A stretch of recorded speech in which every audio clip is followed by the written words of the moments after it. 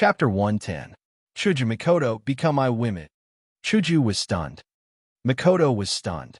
Following Wu Yan's shocking statement, the small room fell into silence, as if time had stopped. Only Hanajuku and Mikoto could clearly see that they couldn't react to what just happened. Even for someone as thick-skinned as Wu Yan, after making such a declaration and seeing the expression on the two women's faces, he had the urge to run away. After all, Wu Yan was just hot-headed and did something like this, take down Kaisha-sama and Railgun, and then have sex. How wicked and how exciting it was. Even Wu Yan couldn't help but admire himself. How could he be so reckless? Do you know what you're saying?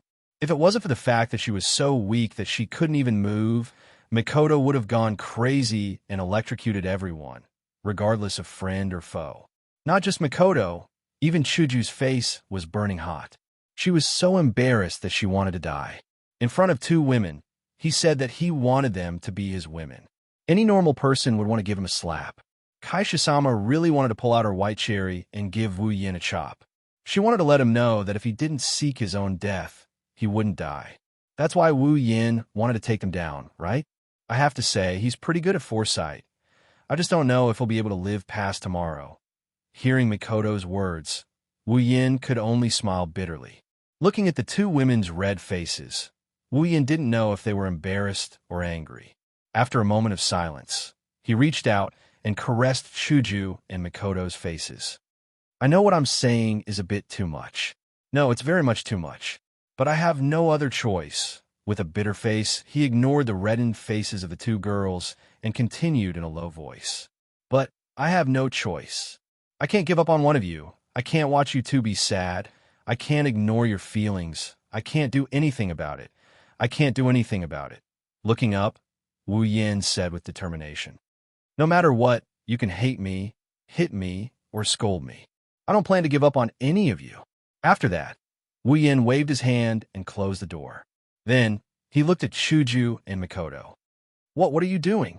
The sound of the door closing was unusually loud. Hearing this sound, Chuju and Mikoto's originally weak body trembled. A very bad feeling arose from the bottom of their hearts. It's like something important is about to leave them. Wu Yan took a deep breath, hoping to ease the tension in his heart. But the more he tried, the more nervous he got. There's no other way. Looking at Wu Yan's life, for more than 20 years, Wu Yan has always been a sorcerer. Now, he's about to change class, and his targets are the 2D girls he used to like. And two of them at once.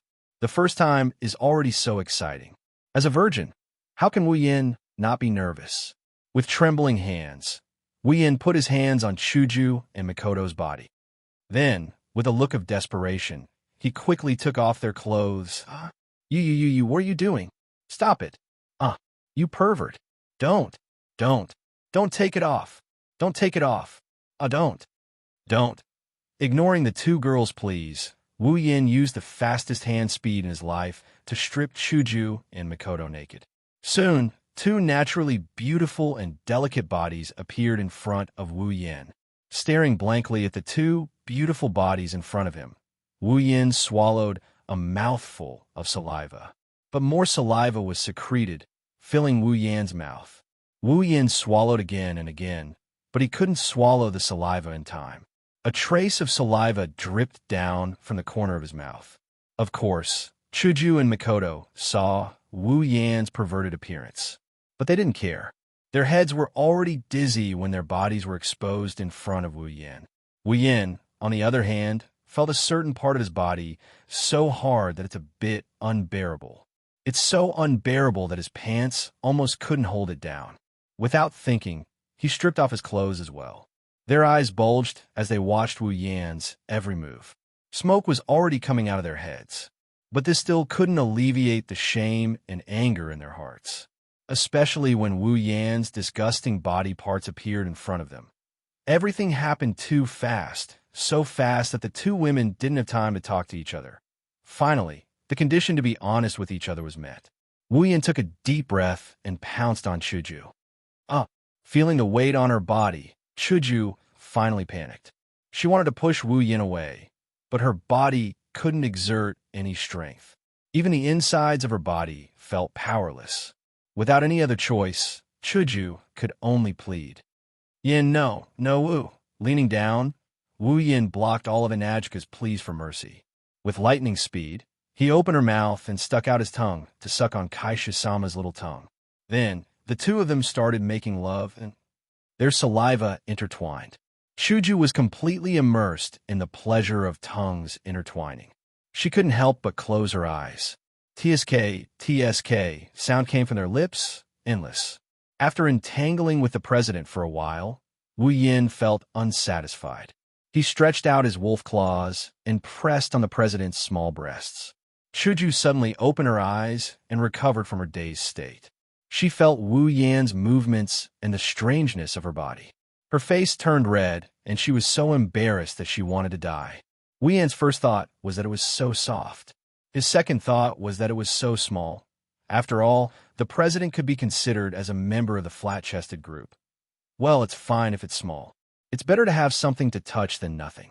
Anyway, there's still a long way to go. I'll slowly explore it in the future. With this thought in mind, Wu Yin grabbed the president's two little white rabbits. His mouth didn't stop moving, but his hands also began to knead. Following Wu Yan's movements, Chuju's body became more and more sensitive. An unusually strong pleasure came from inside her body. Under the control of pleasure, Chuju's eyes became more and more blurred. It was obvious that the president was aroused. Wu Yan wasn't satisfied with just occupying one place. After he was satisfied, he began to change his target. He pulled out a hand and moved down. Chuju didn't know where the strength came from, but she suddenly arched her body and then fell down heavily. The feeling in her body became more and more intense, and she became more and more unable to control herself. She could only immerse herself in it, unable to extricate herself. At a certain moment, Wu Yin left Chuju's lips.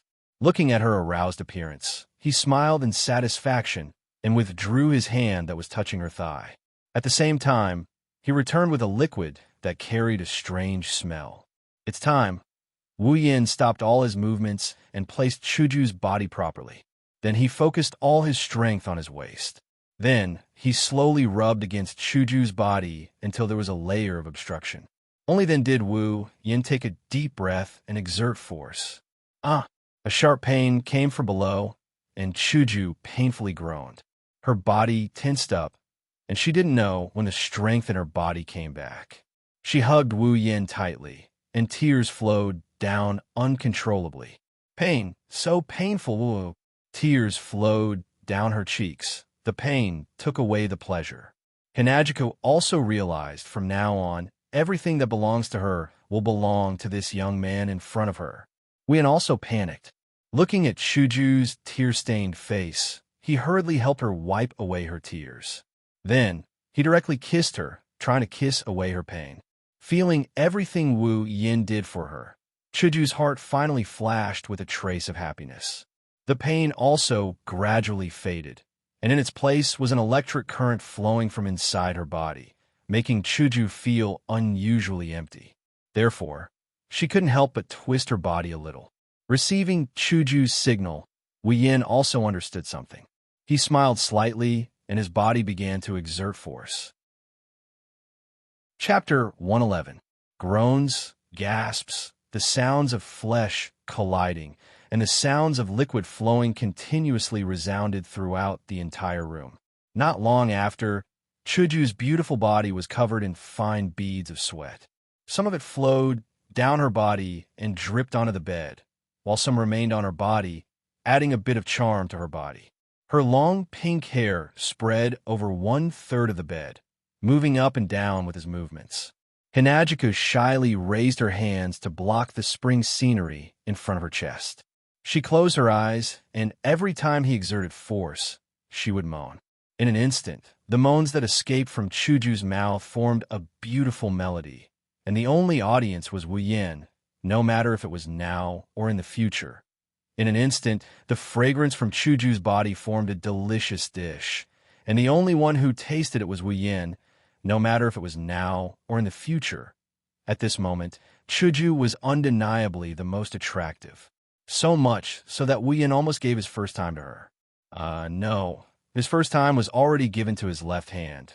The first time was undoubtedly short, and Wu Yin felt the same for himself, so he kept his mind clear and didn't completely immerse himself in the pleasure. He adjusted his movements so that he could last as long as possible. After all, if he gave it up just like that, what would happen to Siskanen? Of course, he didn't know that at this moment, Mikoto had completely lost her ability to think. She stared blankly at the moaning Chuju. Her mind was blank. Why had she ever experienced such a situation? In the past, she hadn't even read a book that was slightly impure. It could be said that her whole life was white, and the only stain was that she had a perverted roommate. But now, such a live show was being put on right in front of her. How could she react to this? However, although her brain didn't react, her body reacted very strongly. In the midst of Chuju's seductive moans, Mikoto felt her body become unfamiliar, and a wave of desire came from within, causing her body to turn pink. Mikoto's existence had been forgotten by Chuju. Under Wu Yan's assault, she couldn't pull herself away and could only be like a candle in the wind, flickering. It could be extinguished at any time. Soon, the moment of extinguishment arrived. Suddenly, Chuju opened her eyes in a panic, and her body tensed up. She frantically pushed Wu Yin on top of her and moaned, "Wait, wait, stop, stop." Seeing Chuju's actions and her pink skin, how could Wu Yin not know what was going on? So, not only did he not stop, he increased his speed. Don't, slow down, slow down. What? Do? Chuju panted heavily, and as Wu Yin increased his speed, she became more and more panicked, and her body started to tremble until don't. Stop. Ugh. Her body tensed up to the extreme. Chuju raised her head and let out a long moan. At the same time, Wu Yin also felt a large amount of water erupting from Chuju's body, desperately suppressing the feeling. Wu Yin persevered. He still has another mission to complete. Finally, at a certain moment, Chuju's body went limp, and her face was flushed red, and her eyes were half closed, and she was panting at this time. Wu Yin finally turned his gaze to Mikoto, whose face was also flushed red. Putting down the panting Kaishisama, Wu Yin reached out his evil claws towards Mikoto. Dong. When Wu Yin pressed his hand on Mikoto's body, a loud sound came from her heart. Mikoto also realized something and looked at Wu Yin in panic, not knowing what to do. "I'm warning you, don't mess around," Mikoto said fiercely. Of course, that's what she thought. At least, in Wu Yan's eyes, that red face, that soft voice, no matter which aspect, doesn't look fierce at all. Chuckling, Wu Yin ignored Mikoto's threat and pounced on her delicate body, causing her to cry out in alarm. She wanted to push him away, but she quickly realized that she still couldn't muster up any strength. Looking at Mikoto's panicked expression and pink cheeks, Wu Yin impatiently moved his mouth over and kissed Mikoto's lips. Boom! Mikoto's head exploded, and she became muddle-headed. Her first kiss was shamelessly taken away by Wu Yin, just like that. This made Mikoto, who didn't have much interaction with other men besides her dad, unable to react no matter what. And because of this, Wu Yin took advantage of the opportunity. He opened Mikoto's mouth, and her small tongue fell into his grasp and began to move with Wu Yan's tongue. Enjoying the sweetness of Mikoto's lips, Wu Yin tasted it with relish and completely conquered the first territory on Mikoto's body. Then he began his conquest. The same action, the same place. Wu Yin stroked and kneaded it, and it was about the same size as Kaishisama's. At this moment, he enjoyed it so much that he forgot to go back. And his hands slid over one territory after another. Wu Yin declared strongly that this place, from today onwards, belonged to him. Mikoto also let out sounds of panting, and Wu Yan's appetite was greatly stimulated. Perhaps it was because she had watched a live show for quite some time, but Mikoto's body was already feeling it. When Wu Yan's hand touched her thigh, there was already a flood that couldn't be stopped and was waiting for someone to resist the flood. This was also good. He didn't have to waste so much time to provoke and could directly start. After all, Kaishisama still hasn't satisfied Wu Yin. Finally, the soldiers arrived at the city, and the city gate was right in front of him. With a fierce thrust of his spear, he broke through the city gate, broke through the wall, and went straight into the depths. Ah! Ah! The sound of pain came out of Makoto's mouth, as expected. Tears also came out of Makoto's eyes, as expected. Just like how he treated Chuju, Wu Yin kissed away the tears on Makoto's face, comforting her and alleviating her pain. This step is a step every girl must go through. After what happened with Chuju, Wu Yin didn't panic anymore. He just let Makoto feel his presence. When the pain passed, pleasure followed. Almost like how it was with Chuju, Makoto couldn't help but twist her body, showing her current body, and anticipating Wu Yan's comfort. Wu Yan smiled faintly, and once again began to work hard, accompanied by another melodious symphony echoing in the room. Outside the room, in the living room, Ikaros is hugging little Lirin, sitting on a chair, listening to the sounds coming from the room without saying a word. Only Ikaros knows that her heart isn't as calm as it seems on the surface. Even Ikaros herself doesn't know why her body would feel warm and itchy when she hears the sounds coming from the room. It's like she's looking forward to something, longing for something. Only little Lirin would be able to maintain her perfect condition without any abnormalities. Lirin sucked on her finger, looking at the room in confusion. The sounds coming from inside made her curious, so she pulled on Ikaros' clothes and asked, Ikaros ne-san, Chuju ne-san, Makoto ne-san, and Oni-san, what are you guys doing? Why do Chuju ne-san and Makoto ne-san's voices sound so weird? Little did they know, Ikaros was also wondering why the sound was so weird. It made her body heat up. I don't know, but Master said to leave everything to him. My job is to take good care of you. Don't let you run around. No wonder Wu Yin asked for Ikaros' help. So as to take care of little Lirin. Don't let the naughty brat ruin things. How evil. Oh. Nodding her little head, Lirin said in a childish voice. I know, Ikaros ne-san. Lirin will be a good girl. I won't run around. Okay. The living room fell into silence again. The sounds coming from the room continued to echo in the room.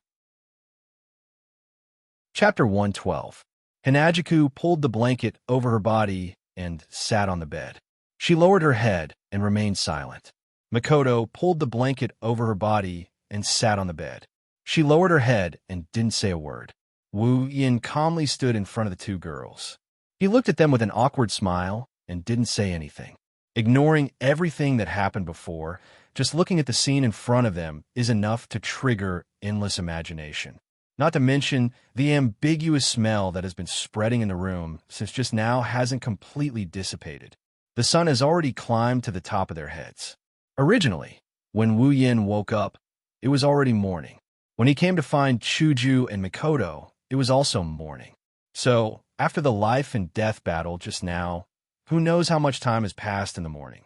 The intense battle has come to an end. When the rice is cooked, this scene has been maintained until now. Almost half an hour has passed, and it hasn't changed at all. Following that, the entire place fell into an eerie silence. Chuju and Makoto didn't do anything. Wu Yin, of course, didn't dare to do anything. Remember, this time he forcefully pushed him down. It's already good that they didn't kill him with a knife or an electric shock. That's why this eerie scene has been maintained. Carefully glancing at Chuju and Makoto, seeing that they still don't want to say anything, Wu Yin can't stand this eerie atmosphere anymore. Chuju, Makoto, you two should say something. Even though Wu Yin was so righteous when he pushed them down, saying things like you can hit me or scold me, when it really came down to it, he has to admit that he's scared. Seeing that the two girls didn't say anything, Wu Yin is like a prisoner on death row waiting to be executed. He can't sit still. Silence, more silence. But Wu Yin felt that after he spoke, the atmosphere changed again. After who knows how long, Wu Yin heard a soft murmur. Get out! Wu Yin froze. What? Chuju raised her head and looked at Wu Yin with a blushing face. Her eyes were watery as she pointed at the door and said loudly, Get out! Wu Yin also went silent. After who knows how long, he said in a small voice. Beep, beep, beep. Before Wu Yin could finish, a crackling electronic sound rang out. Wu Yin's body trembled. Wu Yin didn't even need to use his knees to think to know where the sound came from. Dryly laughing, he didn't say anything else. He looked at Hinajiku and Mikoto and saw that there's only embarrassment and no anger on their faces. Only then did he let out a sigh of relief. He quickly nodded and picked up his clothes before exiting the room.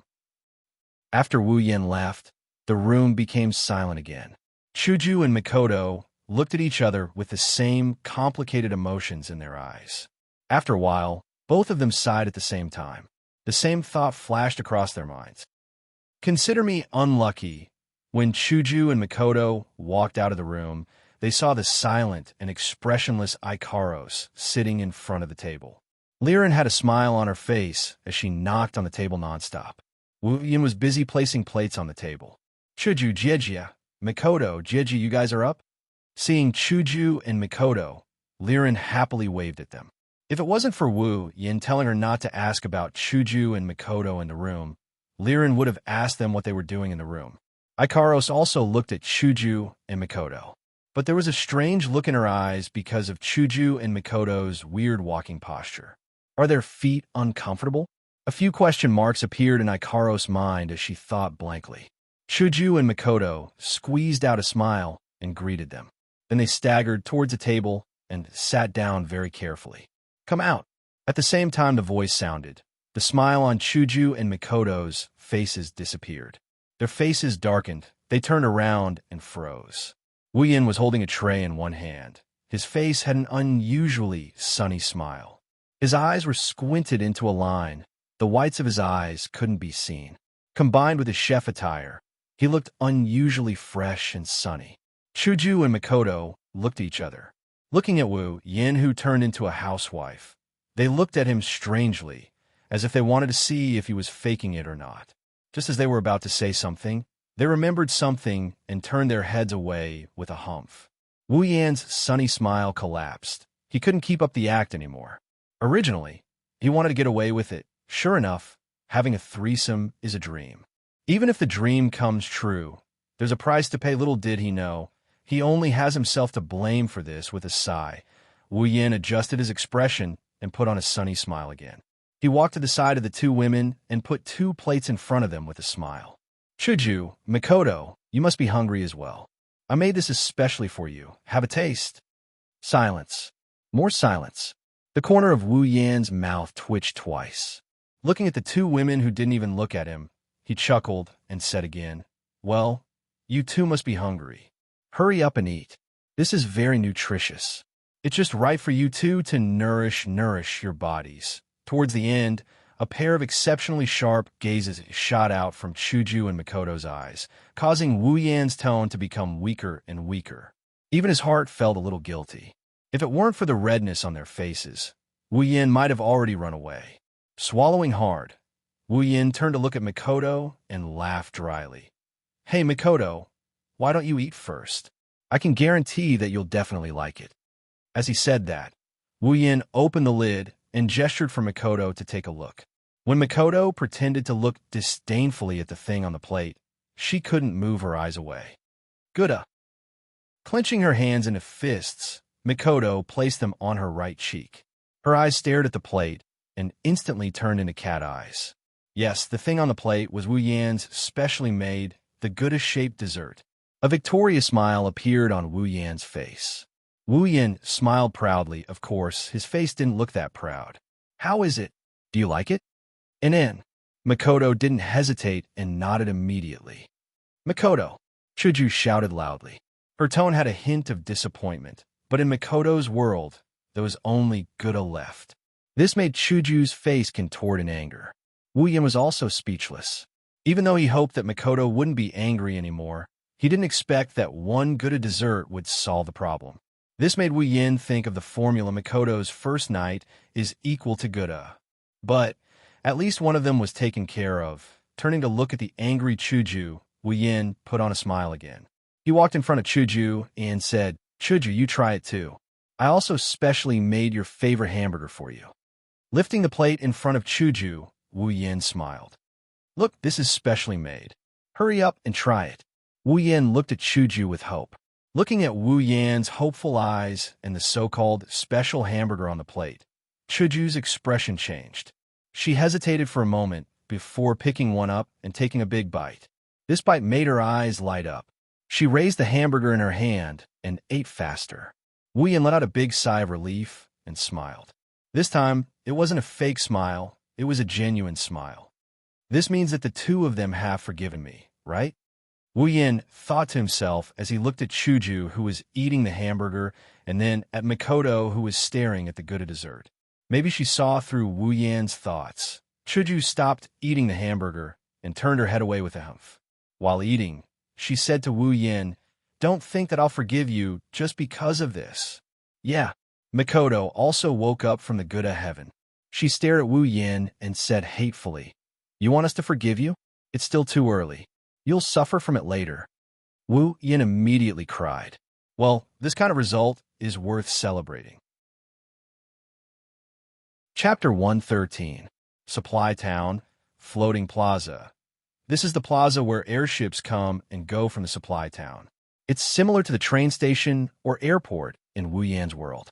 The only difference is that it's not a car or a plane that's parked here. It's an airship.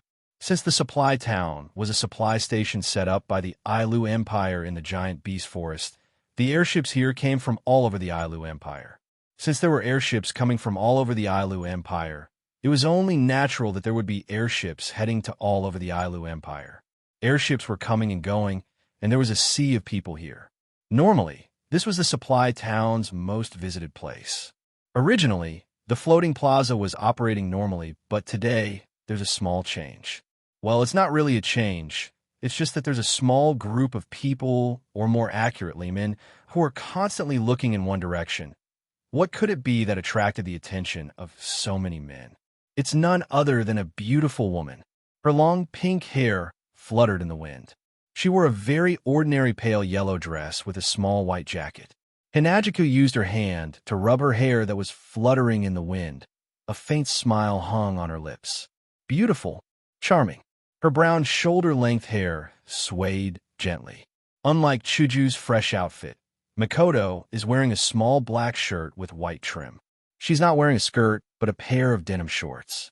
She's not very tall, but her smooth and beautiful legs are exposed. Her arms are crossed in front of her chest, and she's wearing an impatient expression. Heroic, carefree. Her shoulder-length pink hair fluttered softly. Her two long ponytails are hidden behind her back with a red hairband. Her short-sleeved white shirt and pleated skirt look very homely. Even though she's expressionless, one look and you'd want to protect her. Beautiful, noble. Her long blonde hair fluttered in the wind due to Liren's movements. Her small body was wrapped in a pure white dress.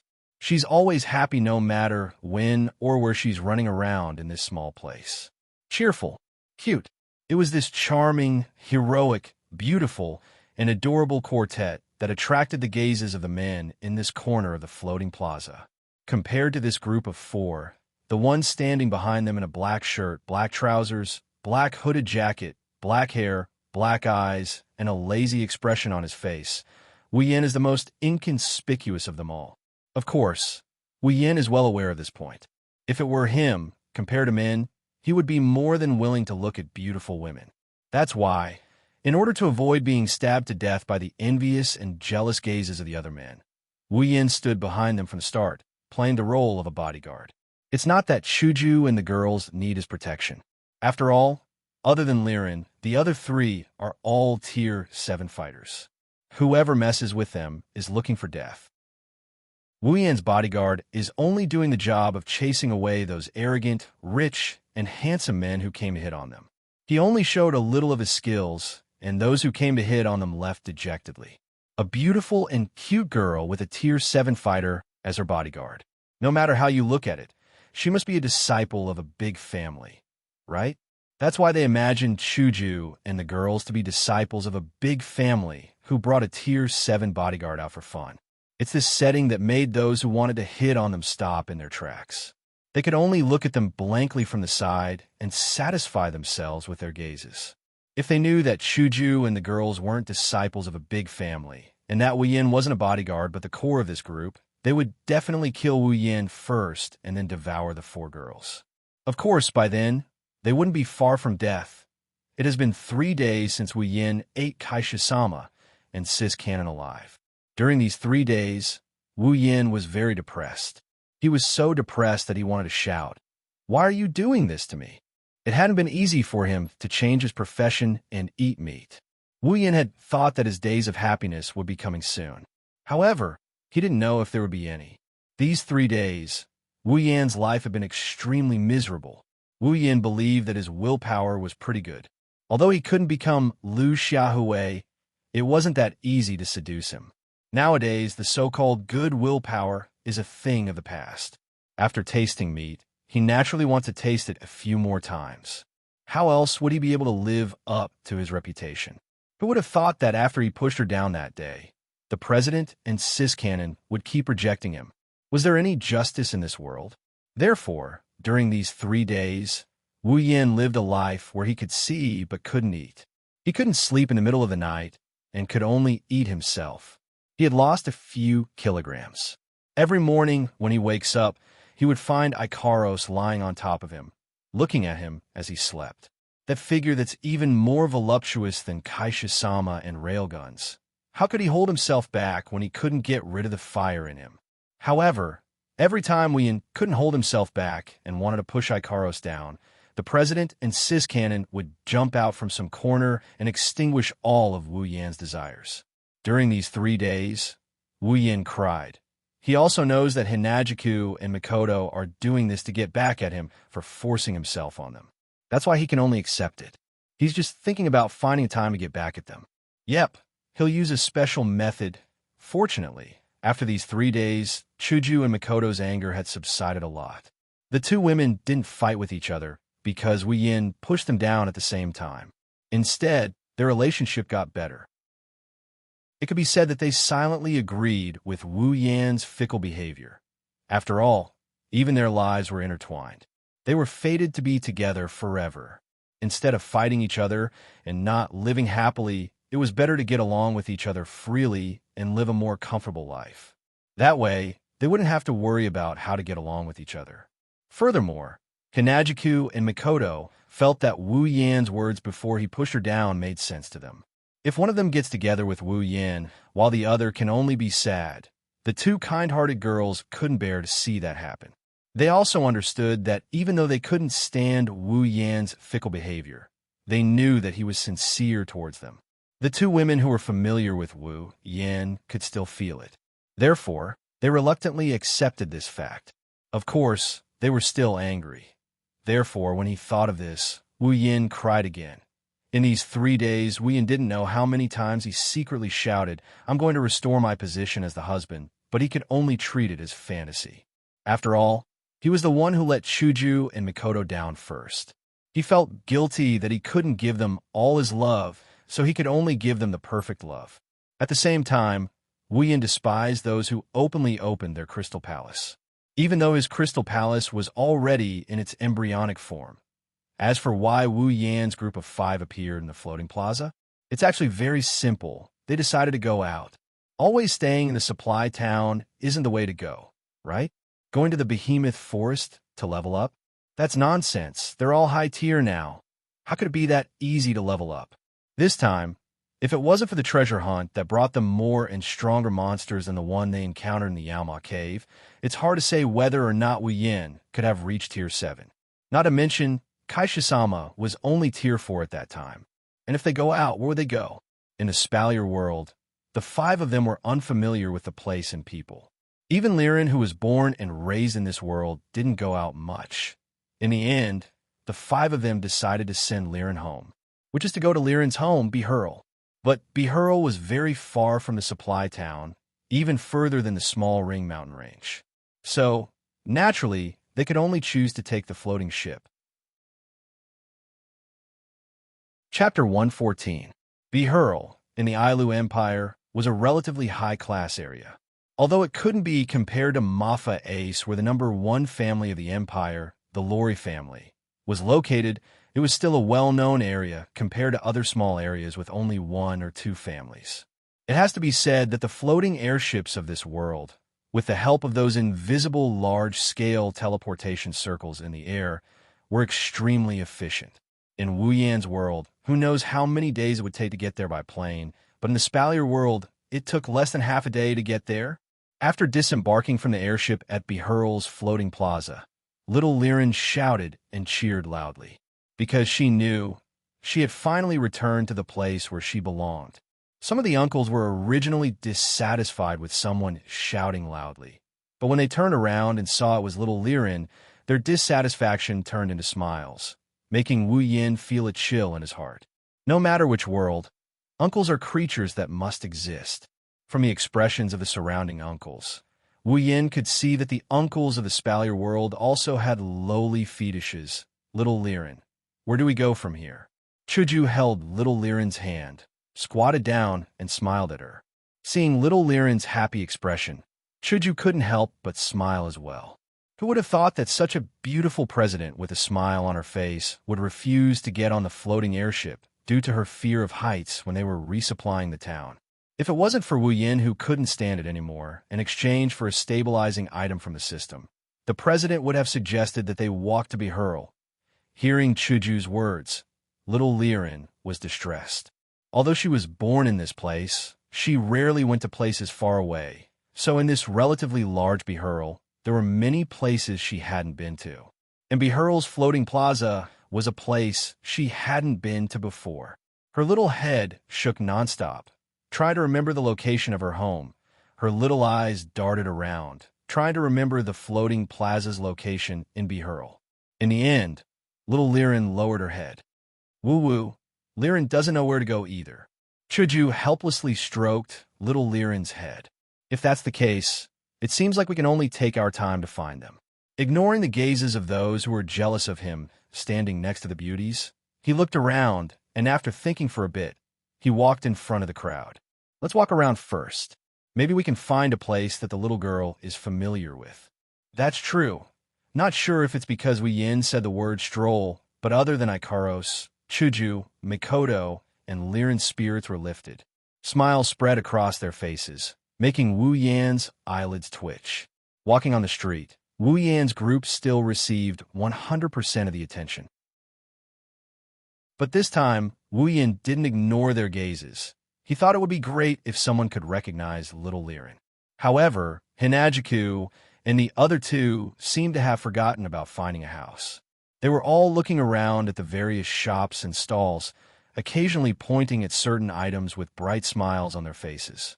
Wu Yan couldn't help but sigh. Women. Ikaros was the only one who stayed by Wu Yan's side. She scanned the surroundings to see if there's anyone or anything that could threaten Wu Yan. Wu Yan couldn't help but ridicule her again. After walking for who knows how long, Wu Yan felt like he was about to run out of oil. Finally, Chuju spoke up. I'm a bit tired from walking. Let's find a place to sit. Straightening his back, Wu Yan came back to life, pointed at a restaurant, and said with a smile, There's a restaurant over there. Let's go there. Then, without waiting for Chuju and Mikoto to reply, he walked over in big strides, as if afraid that Chuju would refuse. The two adults and one child couldn't help but laugh and followed him. This otherworld's restaurant doesn't look any different from our academy cities. After finding a place to sit down, Mikoto glanced at the restaurant and said so. She dared to speak so loudly, not afraid of being heard by others. Holding a menu, Wu Yan smiled and waved his hand casually. There should still be some differences in the subtle areas. Hinajiku also looked at the street and pedestrians outside the glass window, then turned to look at Liren. Little Liren, can you recognize where this is? Hearing that, little Elin's face fell and she whimpered. Ugh, I still don't know. Well, take your time. No need to rush. Since we're already here, what's there to be afraid of? Pinching little Liren's face, Mikoto said with a smile. That's true. Since we're already at the right place, what's there to be afraid of? Although with little Liren's silly look, it's still a bit difficult to find. Under the gaze of everyone in the restaurant, the five of them started chatting, completely unaware that they'd become the center of attention. Or maybe they know, they're just used to it and couldn't be bothered. With a straw in his mouth, drinking something similar to fruit juice, Wu Yan leaned back in his chair and looked out the window in boredom. At this time, Wu Yin frowned. What's wrong? On the surface, they've been chatting, but in reality, whether it's Chuju, Mikoto, or Ikaros, they're all focused on Wu Yin, paying attention to his every move. That's why Wu Yan's frown naturally fell into their eyes. Still looking out the window, Wu Yan's frown didn't loosen. He directly said to the girls, "Don't you think there's something wrong with the people outside?" Chuju and Mikoto looked out the window. Soon, the scene of people rushing in a certain direction fell into their eyes. Wu Yin pondered for a bit and said, "Let's go check it out." Nodding in agreement, the group quickly got up and walked out of the restaurant. Seeing the pedestrians whispering to each other and rushing in a certain direction, Wu Yin quickly grabbed one of them. "Brother, what's going on in front of us? Why are you all rushing in that direction?" You don't know." When the pedestrian saw Wu Yin, he felt that he's a bit of a beast. Using the tone of a pimp, he bragged to Wu Yin as if he's some big shot. Because there are two major forces in Behurl, the Midobia family and the Iron Dogs mercenary group there. Midobia family. Iron Dogs mercenary group. When he first heard the names of these two forces, Wu Yin was stunned. Not only Wu Yin, even Chuju and Mikoto had the same expression. Iron Dogs mercenary group. Isn't that the mercenary group that raised the disgusting dog and kidnapped little Liren to Supply Town? That mercenary group is also here. What does this have to do with you guys running around like this? You guys don't know. Again with this sentence, Wu Yin resisted the urge to punch him. He put on a smiling face and continued to listen. In front, the Midobia family and the Iron Dogs mercenary group are fighting over there. Fighting? Wu Yin slightly stunned. He frowned again. These two forces don't seem to have a good relationship. Connecting the dots between Behurl, little Liren's hometown, the Iron Dogs mercenary group, and the Midobia family. Wu Yin thought of something, but he couldn't grasp it. He could only thank this hateful pedestrian and let him go. "Yin, that Iron Dogs mercenary group is also here. Should we go and take a look?" Chuju whispered in Wu Yan's ear. "That mercenary group kidnapped little Liren. If they bring little Liren there, they don't know if something will happen. So Chuju is a bit worried." "Let's go take a look," Wu Yin said in a low voice. "This Iron Dogs mercenary group must have a purpose for kidnapping little Liren. This is her hometown. Maybe we can find out something if we go take a look." Looking at Chuju's expression, Wu Yin laughed and held her little hand. "Well, even if something happens, do you think we're scared? Don't forget, you're also a rank 7. Being held by Wu Yin, Chuju blushed. "Who's scared? Let's go." Chapter 115.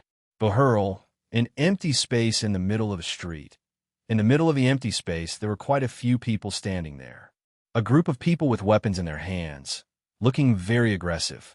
Another group of people had a very disgusting bald dog by their side, looking very fierce. They were facing each other, but their faces were filled with hostility. Anyone with a discerning eye could tell that they were from two different groups, and they didn't have a good relationship. More and more people came running over, surrounding them in the middle, pointing and whispering. Anyone with a discerning eye could tell that they were here to watch a show. At the very front of both groups, there was a person standing at the front. From the looks of it, he should be the leader. One group's leader was a young lad, while the other group's leader was a middle-aged man with a bald dog. At this time, the young leader spoke. "Tigray, if you don't hand over our young miss today, we will not let this go." Hearing that, the middle-aged man with the dog called Tigray couldn't help but laugh out loud. His laughter was full of mockery. He looked at the young leader and sneered. "Who do you think you are to say that to me? Gray would be the one to do it, but with a little guard like you, do you believe that if I kill you, Gray wouldn't even have a word of complaint?" The young leader tightly gripped the sword in his hand, fiercely gritting his teeth, then firmly said, "As long as I can save our young miss, I, Della, am willing to die." "Aya, so touching, so admirable, poo." Spitting a mouthful of saliva on the ground for his dog to lick, Tigray waved his hand. The people behind him all took a step forward, including their dogs. "Just based on what you said just now, I can kill you. Which eye of yours saw your young miss in my hands? How dare you slander me? I'll kill you right now." "Oomph, As long as you're in Bahurl, who doesn't know that the leader of the Iron Dog's mercenary group, Tigray, hates our patriarch Gray to the bone. Every day, you're thinking of swallowing our Medobia family. Other than you, who else would have ideas about our young miss? Hearing Della's words, Tigray's face turned gloomy. Originally, he was afraid that the Medobia family would come knocking on his door, so he wanted to let this kid go, but he didn't expect this guy to be so ungrateful. That guy is dead for sure. A mercenary beside Tigray looked at Della and gloated. He actually dared to touch Commander Tigray's scar. Now, even if Medobia's patriarch comes, he won't be able to save him. Of course, this sentence was just a bluff. His companions standing beside him all knew this, but they were also sure that unless the Gray family head came, the kid in front of them wouldn't be able to escape. Tigray looked at Della and said coldly, "Since you're courting death, I'll fulfill your wish. Everyone has one. Yes. Since you dare to slander me, no matter what, I'm still a company leader. If I don't kill you, wouldn't anyone else be able to climb on top of my head? Where would the dignity of my Iron Dog's mercenary company be? Let's see what Gray can do to me." Tigray still said this in a dignified manner. It seems like he's still afraid of that so-called Gray family head. After he finished speaking, he waved his hand. "Kill him." Just as the Iron Dog's mercenary group was about to make their move, a wave of messy footsteps came from the side. Even in such a crowded place, the sound of footsteps could still be heard clearly. Just by listening to it, one could tell that there were definitely a lot of people. Tigray obviously heard as well. He hurriedly yelled, "Stop," and looked towards the source of the sound.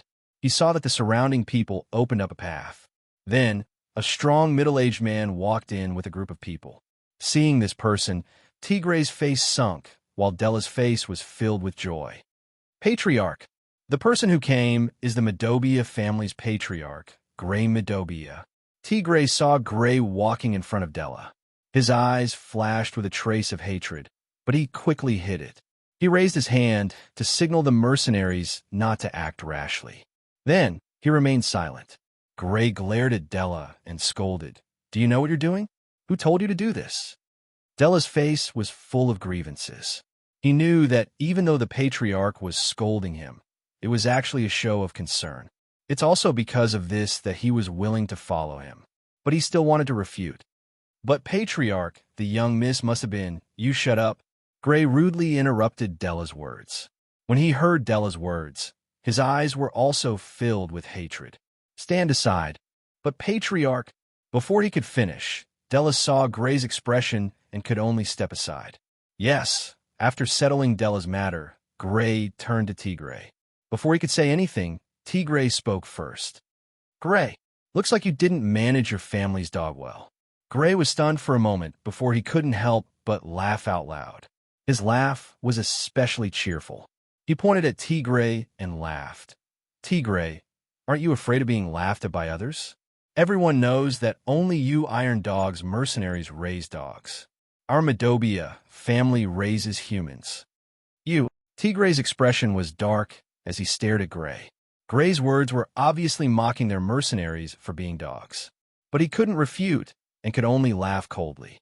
"Stubborn Gray, you should know that your family's guard is slandering me. Let's settle this score." Gray stopped laughing and looked at Tigray. "How do you want to settle this?" "Very simple." Tigray laughed sinisterly and pointed at the stunned Della.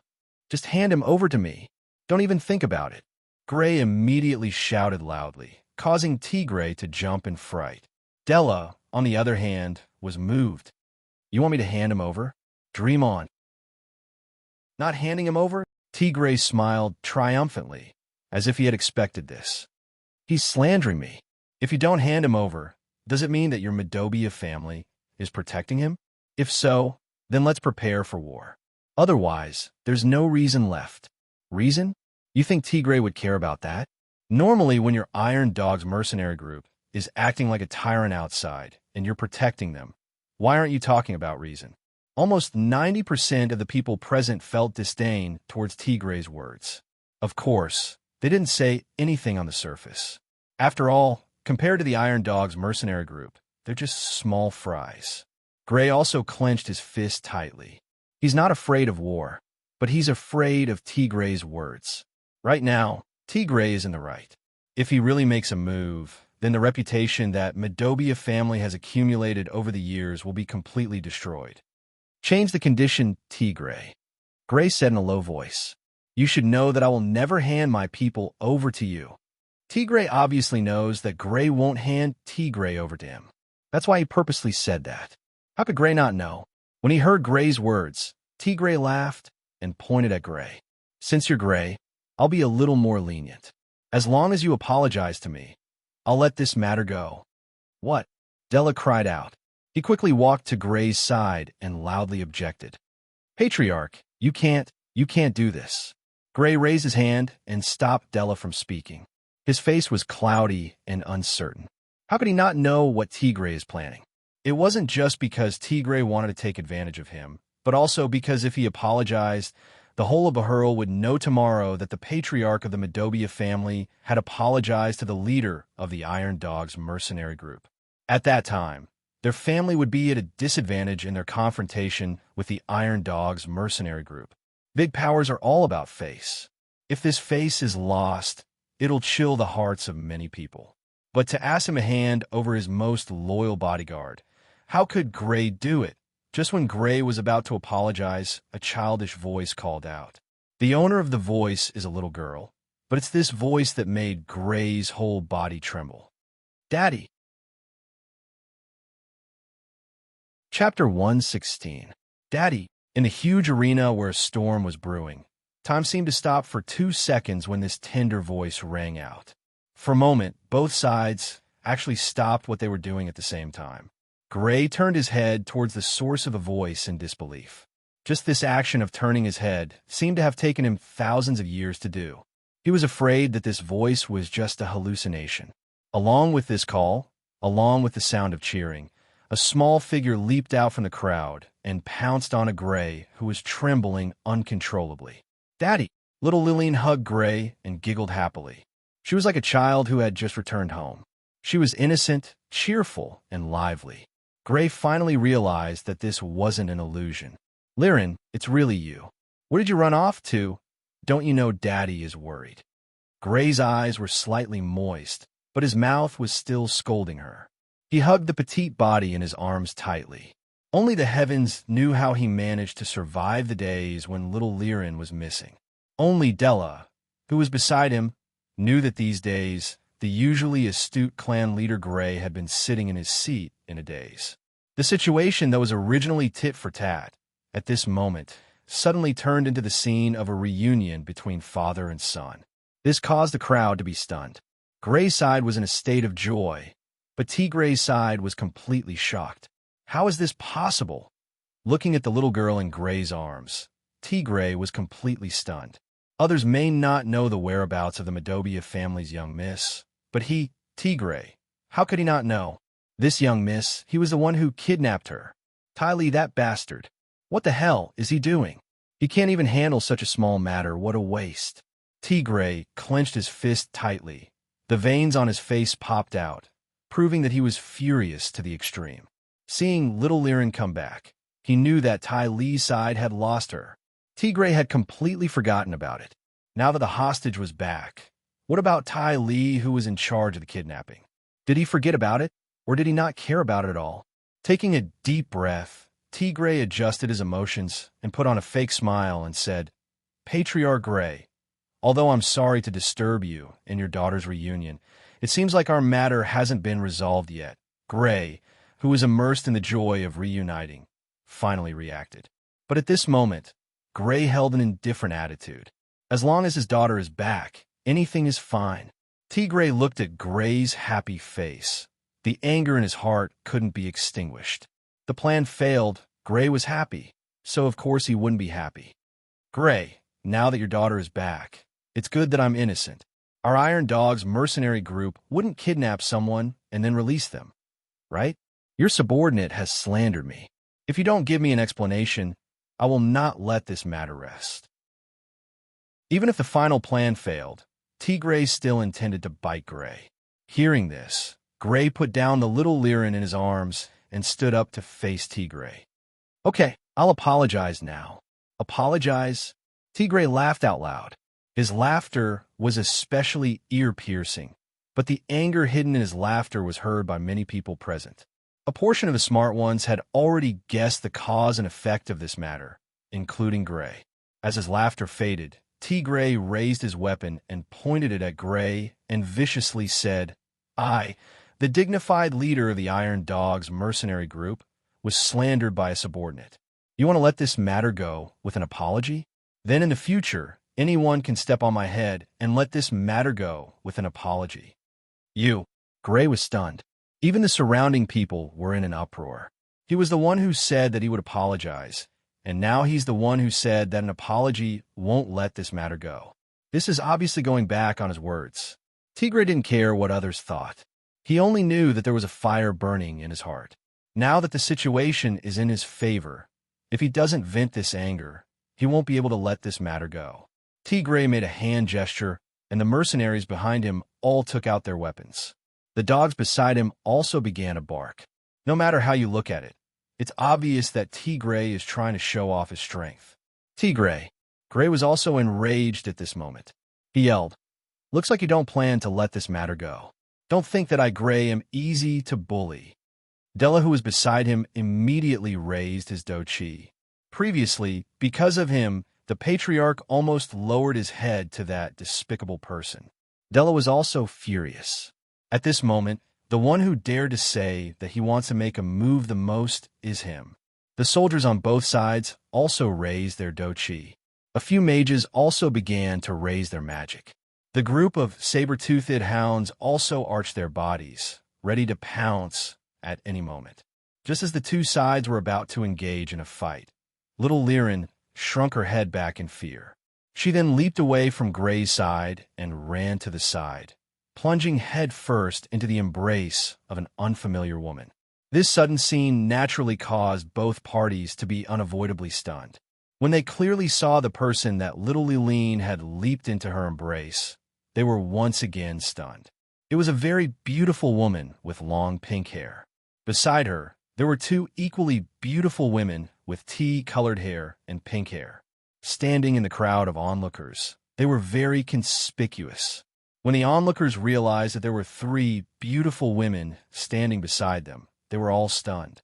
When they regained their senses, they retreated as if they were afraid of getting into trouble. Only a young man was left standing beside them.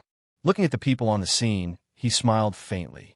Suddenly seeing beautiful women, Gray couldn't help but be stunned. But no matter what, he's still the head of a family with a wife and daughter. He quickly regained his composure. On the other hand, Tigray's eyes were filled with amazement, seeing that his daughter was seeking shelter from Wu Yan's group. How could Gray not know little Liren's relationship with Wu Yan's group isn't shallow? Hesitating for a moment, he asked, "And you are?" "Us." Chuju, Makoto, and Ikaros didn't answer Gray's question, because they were all looking at Wu Yan. From the looks of it, they want Wu Yan to step in. Wu Yan laughed and shrugged. Glancing at Gray, he smiled faintly. "Well, we're just passers-by." "And passers-by, that's right." For a moment, Gray didn't know how to answer. Chuju and Makoto couldn't help but roll their eyes at Wu Yan. How could they not know that Wu Yan was being naughty again? Gray has been interacting with people his whole life, and he's never seen such an answer like today. For a moment, he felt a little awkward. Then, "This mister, how should I address you?" "Me? I'm called." Hearing that, Wu Yan lowered his head and seriously thought for a moment. Suddenly, he hit his own head as if he suddenly realized something. Right, passers-by don't have any sense of existence. Things like names, authors shouldn't give passers-by. Why am I seriously thinking about what I'm called? I really shouldn't. At this moment, not only Gray, even the real passers-by and Tigray who had their eyes on Inajika's trio couldn't help but lose their composure. If it weren't for Gray's good temper and the other party's good relationship with his daughter, even if Gray didn't hit him, he would have ignored him. Chuju and Makoto both lowered their heads at the same time and moved a few steps to the side, trying to distance themselves from Wu Yan and pretend not to know him. Afraid of losing face, Wu Yan, on the other hand, just wanted to play and have a little bit of revenge. When Liren threw herself into Kaishisama's embrace, Everyone was looking at Chuju, Mikoto, and Ikaros. Standing beside them, he was completely ignored. Even though Wu Yan enjoyed this kind of treatment from the supply town to Bahurl, but this little bit of resentment still pierced into Wu Yan's heart. At this time, if he doesn't vent it properly, he'll feel uncomfortable. That's why Wu Yan is very petty. Chapter 117. Maybe she's unhappy that Wu Yan bullied her papa. Liren lifted her head from Hinajika's embrace and looked at Wu Yan before saying in a sweet voice, "Oni-chan, don't bully my papa, okay?" Hearing that, the surrounding passers-by couldn't help but laugh. This situation is indeed a bit like that, to the point that Gray's expression is one of awkwardness. Wu Yan shrugged, putting away his mischievous thoughts, and smiled at Gray. "It's just a joke. Don't take it to heart. My name is Wu Yan. Beside me are my wives." "Greetings, clan head Gray." "Wives?" As soon as the words left his mouth, someone shouted in disbelief. There were a lot of people, including Madobia's and Iron Dog's mercenaries. "You." Chuju and Mikoto's face instantly turned red, but they couldn't refute it. After all, it was only a few days ago that they were pushed down. But in front of so many people, calling themselves as wives or whatnot, the shy Kaisha-sama and Sis Cannon couldn't wait to find a place to hide.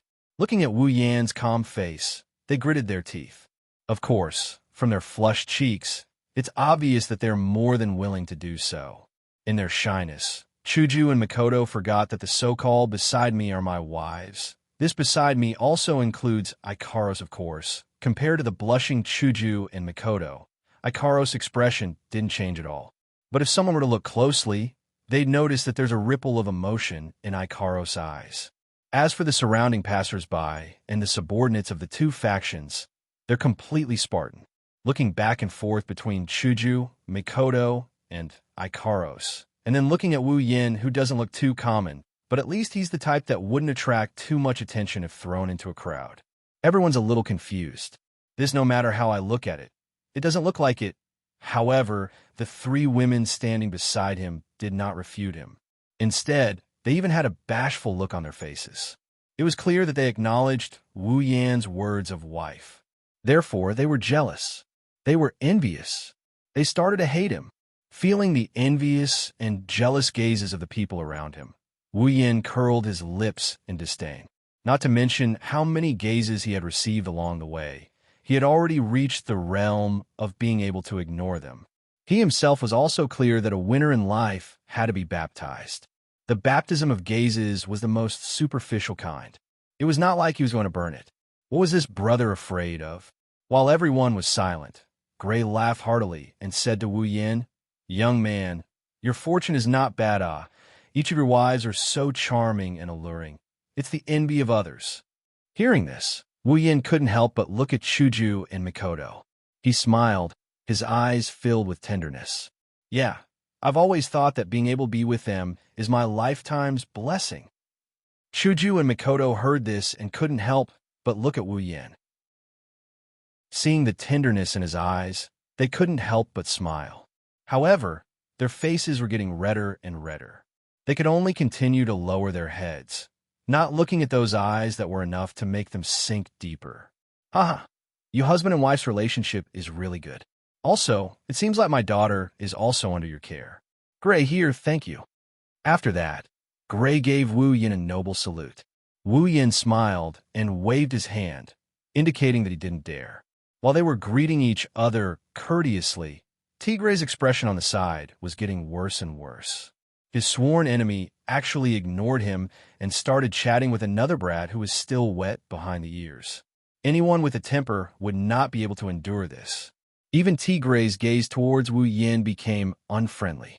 And the reason for this unfriendliness, other than Gray, is also because of Wu Yan's beautiful wives. Only Tigre himself knows. "Gray, looks like you really don't put me in your eyes."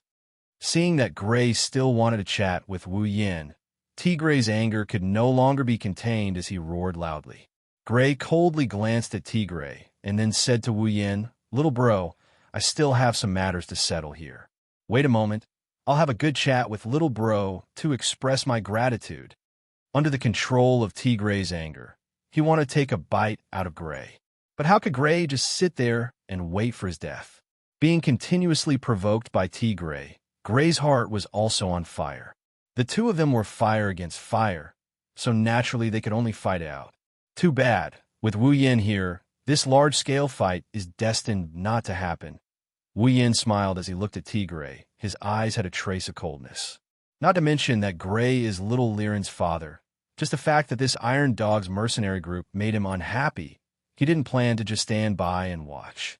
At the beginning, not only did Tai Li covet his armament, he also coveted Chuju and Mikoto. His ugly personality was exposed. This Tigray and Tai Li are definitely not good people. Plus, he kidnapped little Liren. Wu Yin walked to the stage as if there's no one around. Chuju, Mikoto, and Ikaros also quickly followed, forming a triangle with Gray and Tigray, causing everyone to be stunned. Wu Yin looked at Tigray, his eyes slightly narrowed. Leader Tigray, right? That's right. It's me. Tigray coldly looked at Wu Yin as if he wanted to see what kind of trick Wu Yin is playing. Wu Yin nodded and said in a low voice, Tai Li, who is he to you? Tai Li. Tigray's face changed. He thought Wu Yin wanted to denounce him. After all, that little girl from Madobia family was with them. Then, it's very likely that it was Wu Yan's group who saved her from Tai Li's hands. But there's no proof. What can Gray do to me? You're just a kid. What can you do to me? Tai Li is my little brother. Oh, is that so? Wu Yin smiled. Just when Tigray thought he was going to expose him, Wu Yan's tone changed. Leader Tigray, did you know? Wu Yin looked at Gray with a smile. Then his face suddenly darkened and said in a low voice, your good little brother once had ideas about my wife. Everyone present was slightly startled. They looked at Tigray in surprise. But Tigray only laughed loudly and said, oh, and then? What do you want? You want to team up with Gray to deal with me?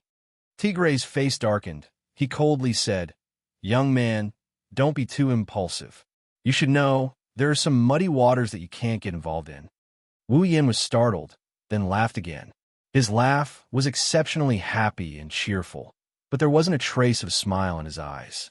Can I take it that you're threatening me? Gray was a little anxious. Wu Yin took care of his daughter, and he had a good impression of him.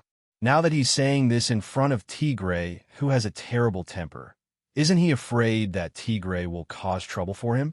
So what if I am? Tigray said with disdain. Don't tell me you really think you're someone? As soon as he finished speaking, Tigray froze. His entire body froze. An extremely shocked expression appeared on his face. He didn't even dare to move. On his forehead, a drop of cold sweat trickled down and dripped on the ground. Gray's astute face was filled with astonishment, shock, and a thick sense of disbelief. Della, who was standing beside him, unconsciously loosened his grip, and the sword in his hand fell to the ground with a clang. However, he didn't care about it at all, and was dumbstruck. They were not the only ones. Everyone at the scene was astonished at this moment. The place fell into a dead silence. No one dared to make a sound.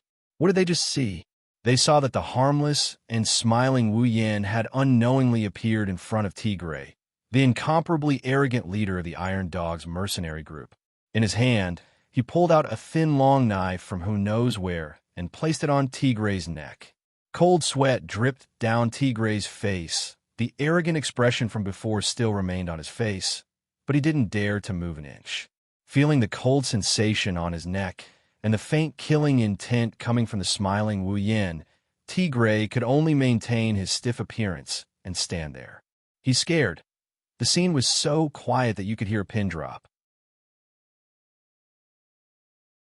Chapter 118. Under the gaze of everyone present, Tigray was so ashamed he wanted to die. Anger and resentment rose in his heart at the same time, but he didn't dare to voice it out. Face or life? Which was more important? Perhaps to some people, face was far more important than life. But unfortunately, Tigray was definitely not one of them. If he lost his life, what was the point of saving face? Therefore, even though the gazes directed at him made him feel extremely embarrassed, he still did not dare to move an inch. He could feel the sharpness of the weapon against his neck. It was so sharp that he could feel the pain on his skin just by pressing it against his neck.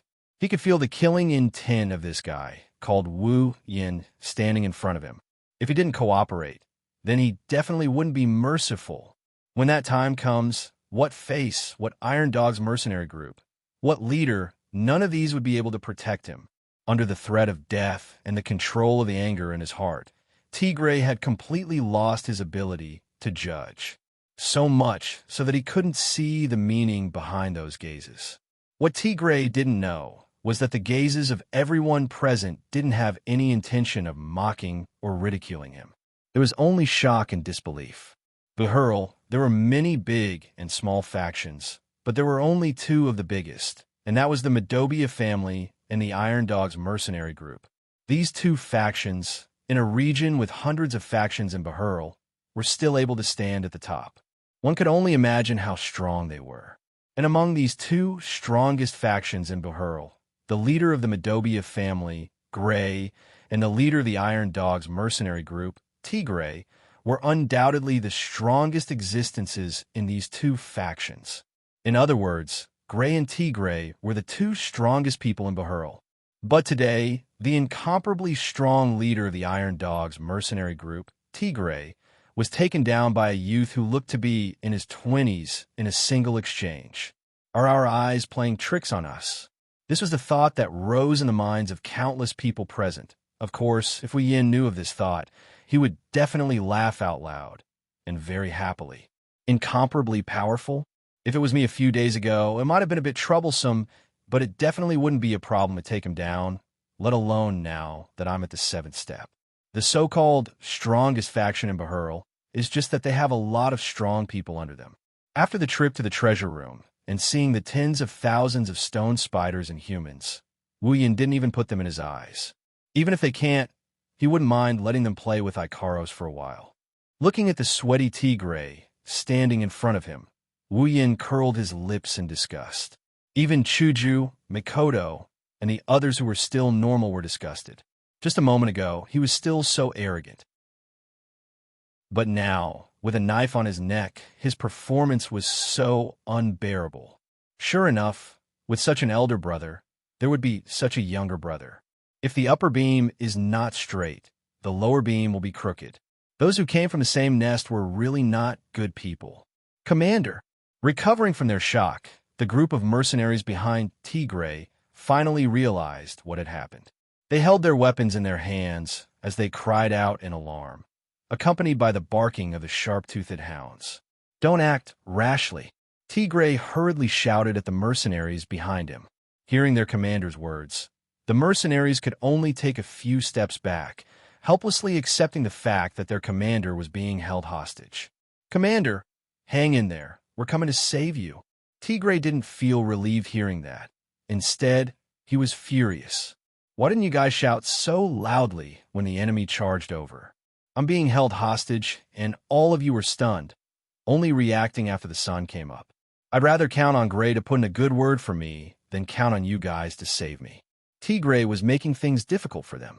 Other than Chuju, Mikoto, and Ikaros, no one else could see Wu Yan's movements clearly. Even he himself couldn't react, let alone these mercenaries who only have a few 5th tier. Wu Yin very elegantly waited for them to finish chatting before he moved the shana in his hand. Looking at Tigray, who was shocked by his own actions, Wu Yin smiled. What's wrong? Commander Tigray, didn't you say that I'm not a big deal? Why aren't you continuing? Tigray secretly sighed in relief. Since Wu Yin didn't make a move immediately, it meant that he didn't intend to do anything to him. This more or less calmed him down. But when he heard Wu Yan's words, he pursed his lips and forced himself to say, Lil, what do you want? How did Wu Yin not see through Tigray's act of calmness?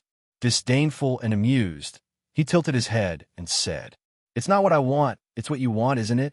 You were the one who said it yourself. So what if you threaten me? Tigray choked and glared at Wu Yin hatefully. The situation was beyond his control. He could only say, It's my bad luck that I'm not as good as you. He was just threatening Wu Yin not to get involved in this mess, and now he's compromised under Wu Yan's threat. It's ironic, but it's only to the point where Tigray can only admit that he's unlucky. It's impossible for him to say it's my fault to Wu Yin. Unless Wu Yin really threatened Tigray directly, Tigray could only compromise in order to save his life. But Wu Yin didn't intend to push him too hard. A dog would jump over a wall when cornered. This dog-rearing mercenary group must have understood this principle. Wu Yin smiled and waved his empty hand at Tigray. This casual gesture made Tigray feel strangely angry. Tigray suppressed the anger in his heart and said sullenly, "Can you let me go now?" Wu Yin nodded indifferently and looked at Tigray's face. "I didn't intend to offend Commander Tigray. It's just that Commander Tigray said he wanted to see what kind of person I am, so I showed a few moves. Please don't take offense." Tigray was furious. He felt that he wouldn't be able to sleep tonight. He was angry every day, but he'd never been as angry as he was today. Plus, he couldn't vent his anger like he usually did. Then, Wu Yin suddenly acted as if he suddenly realized something and continued, "Oh, right, there's also that good brother of yours. You don't have to go look for him. Even if you go look for him, you'll probably only find his corpse." "You killed him?" Tigray cried out involuntarily. Wu Yin laughed mockingly. "Ah, yes. He had designs on my wife. If I didn't kill him, was I supposed to keep him around and waste food?" "You?" Tigray gritted his teeth and stared at Wu Yin. All he saw was Wu Yan's cold gaze. He could only turn his head dejectedly. If he died, then he died. He failed the mission, so he was just a piece of trash. Seeing that Tigray didn't intend to pursue his brother's death, Wu Yan's mocking smile became even wider. As expected, both brothers were animals. Removing Maiden from Tigray's neck, Tigray immediately channeled his Do Chi and jumped back, as if he was afraid that Wu Yin would come and put a blade on his neck again. Wu Yin turned a blind eye to it. He lifted Maiden and twirled his blade around before walking back to Chuju and the others. Looking at Wu Yan's back, Tigray wanted to sneak up and kill him countless times. However, Wu Yan's ghostly figure made him not dare to act rashly. He could only suppress the killing intent in his heart and roar at the mercenaries behind him. "Let's go." The Iron Dog's mercenaries slowly retreated. The bystanders were afraid of touching the fire. Plus, there was no good show to watch, so they scattered like birds and beasts. Wu Yin brought Chuju and the others to Gray's side. Looking at Gray, who still hasn't recovered from the series of events, Wu Yin was speechless. "You're still the head of a tribe. Can't you adapt a little?"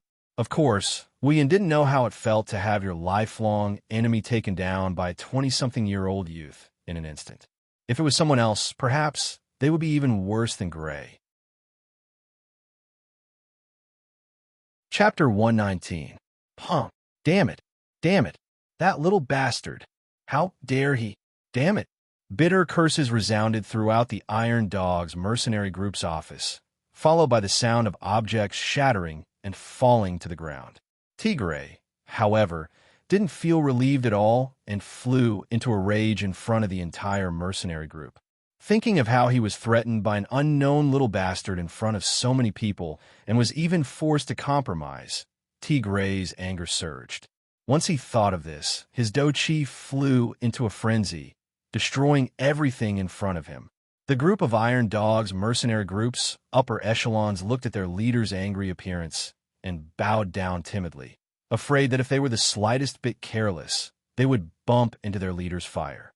In the Iron Dog's mercenary group, regardless of whether it was the new or old members, they all knew that once their leader got angry, if they made a small mistake in front of him, they would be tortured to death.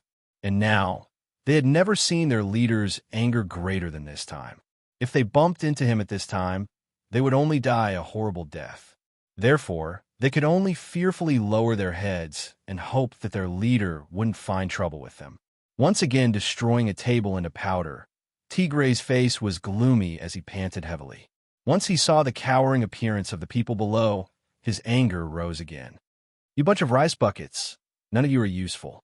I was held hostage by that little bastard. Did none of you think of a way to save me? What use do you have?" As expected, they were scolded harshly. They could only obediently agree, but their hearts were filled with bitterness. Even the strongest six-step warrior in the mercenary group, Tigray, didn't have time to react and was threatened. What could these fifth and fourth-step warriors do? Of course, this could only be said in their hearts, No one dared to complain out loud. They could only face Tigre's saliva and be fiercely scolded by him, hoping that this period of time would pass quickly and not let them suffer anymore. After venting his anger on his subordinates, Tigre finally felt a bit better. However, his expression is still as dark as ever. Without a doubt, he's holding a grudge against Wu Yan. Sitting at the head of the table, Tigre took a sip of water to quench his thirsty throat. He said in a low voice, "How is it? Have you found out the background of that brat?"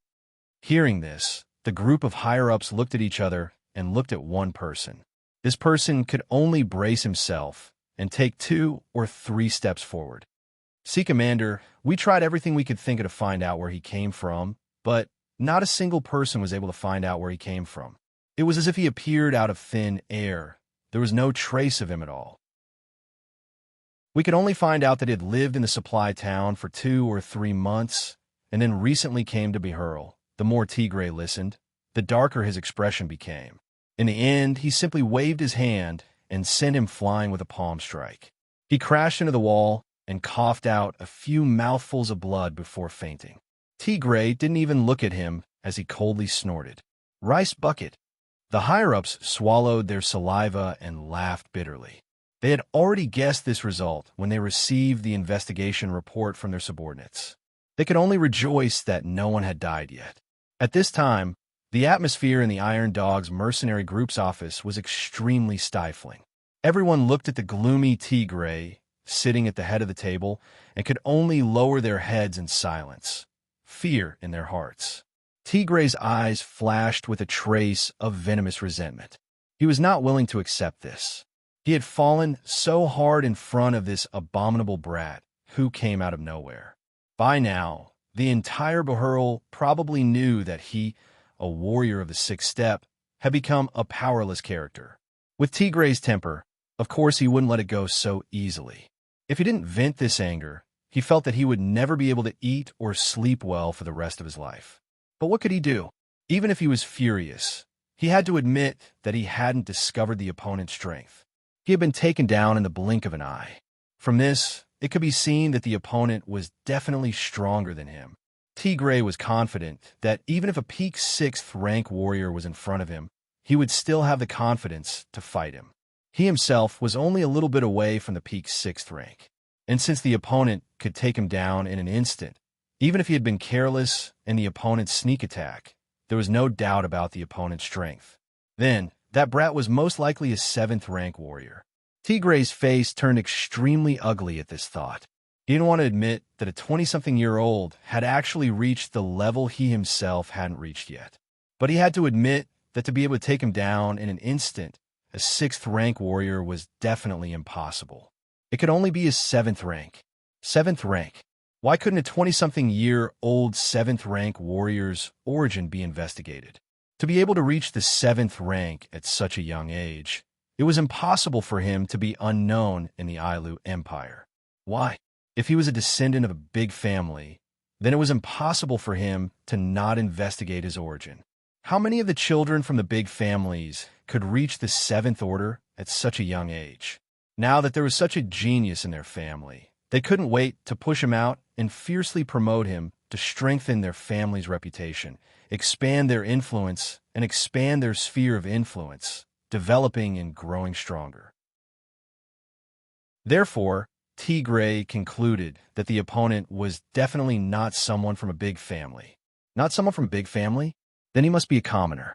A commoner who reached the 7th rank in his 20s? Tigre felt that it was inconceivable. But other than this explanation, there was no other explanation. Tigre could only accept this fact. But even if he was a commoner, to have such talent, it was impossible for him to be unknown. He needed to gain experience. He needed to travel around. Those who came in contact with him, there was definitely someone who noticed his talent. Even if some big family saw him, they would definitely try to recruit him. But Wu Yan was just like that. No origin, no trace, only a report of him living in a supply town for 2 to 3 months. Could it be that he only came to this world 2 to 3 months ago?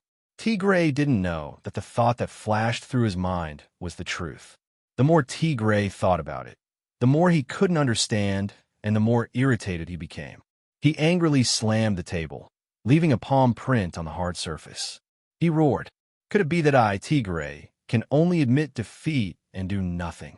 Even though his Iron Dog's mercenary group has a lot of manpower and influence, and even if they were to face a 7th rank warrior, he was confident that he would be able to overwhelm him. However, the problem was that the other party was so close to the little girl from the Madobia family. The Madobia family would definitely not let the other party be bullied by them. Moreover, even if this relationship wasn't taken into account, Gray wouldn't mind adding insult to injury when he was facing a 7th step warrior. With the help of a 7th step warrior, when the time comes, the Iron Dog's mercenary group's chances of surviving against them would be nil. It's because of this that Tigray couldn't decide whether to fight or not to fight. That's why he was so angry. When the higher-ups heard Tigray's words, they could only remain silent. Only one of the higher-ups' eyes suddenly lit up, smiling mischievously as he came to Tigray's side. "Leader, actually, it's not like there's no way to deal with them." "Oh." Tigray looked at him suspiciously. "You? What method can you think of?" That person respectfully said, "Leader Tigray, according to the report from our subordinates, not long later, a disciple from a big family will pass by our Bahurl. At that time, he should be resting in Bahurl for 2 to 3 days. If we can get close to this big family, then they will definitely help us vent our anger." "You're telling the truth?" Tigray's eyes lit up.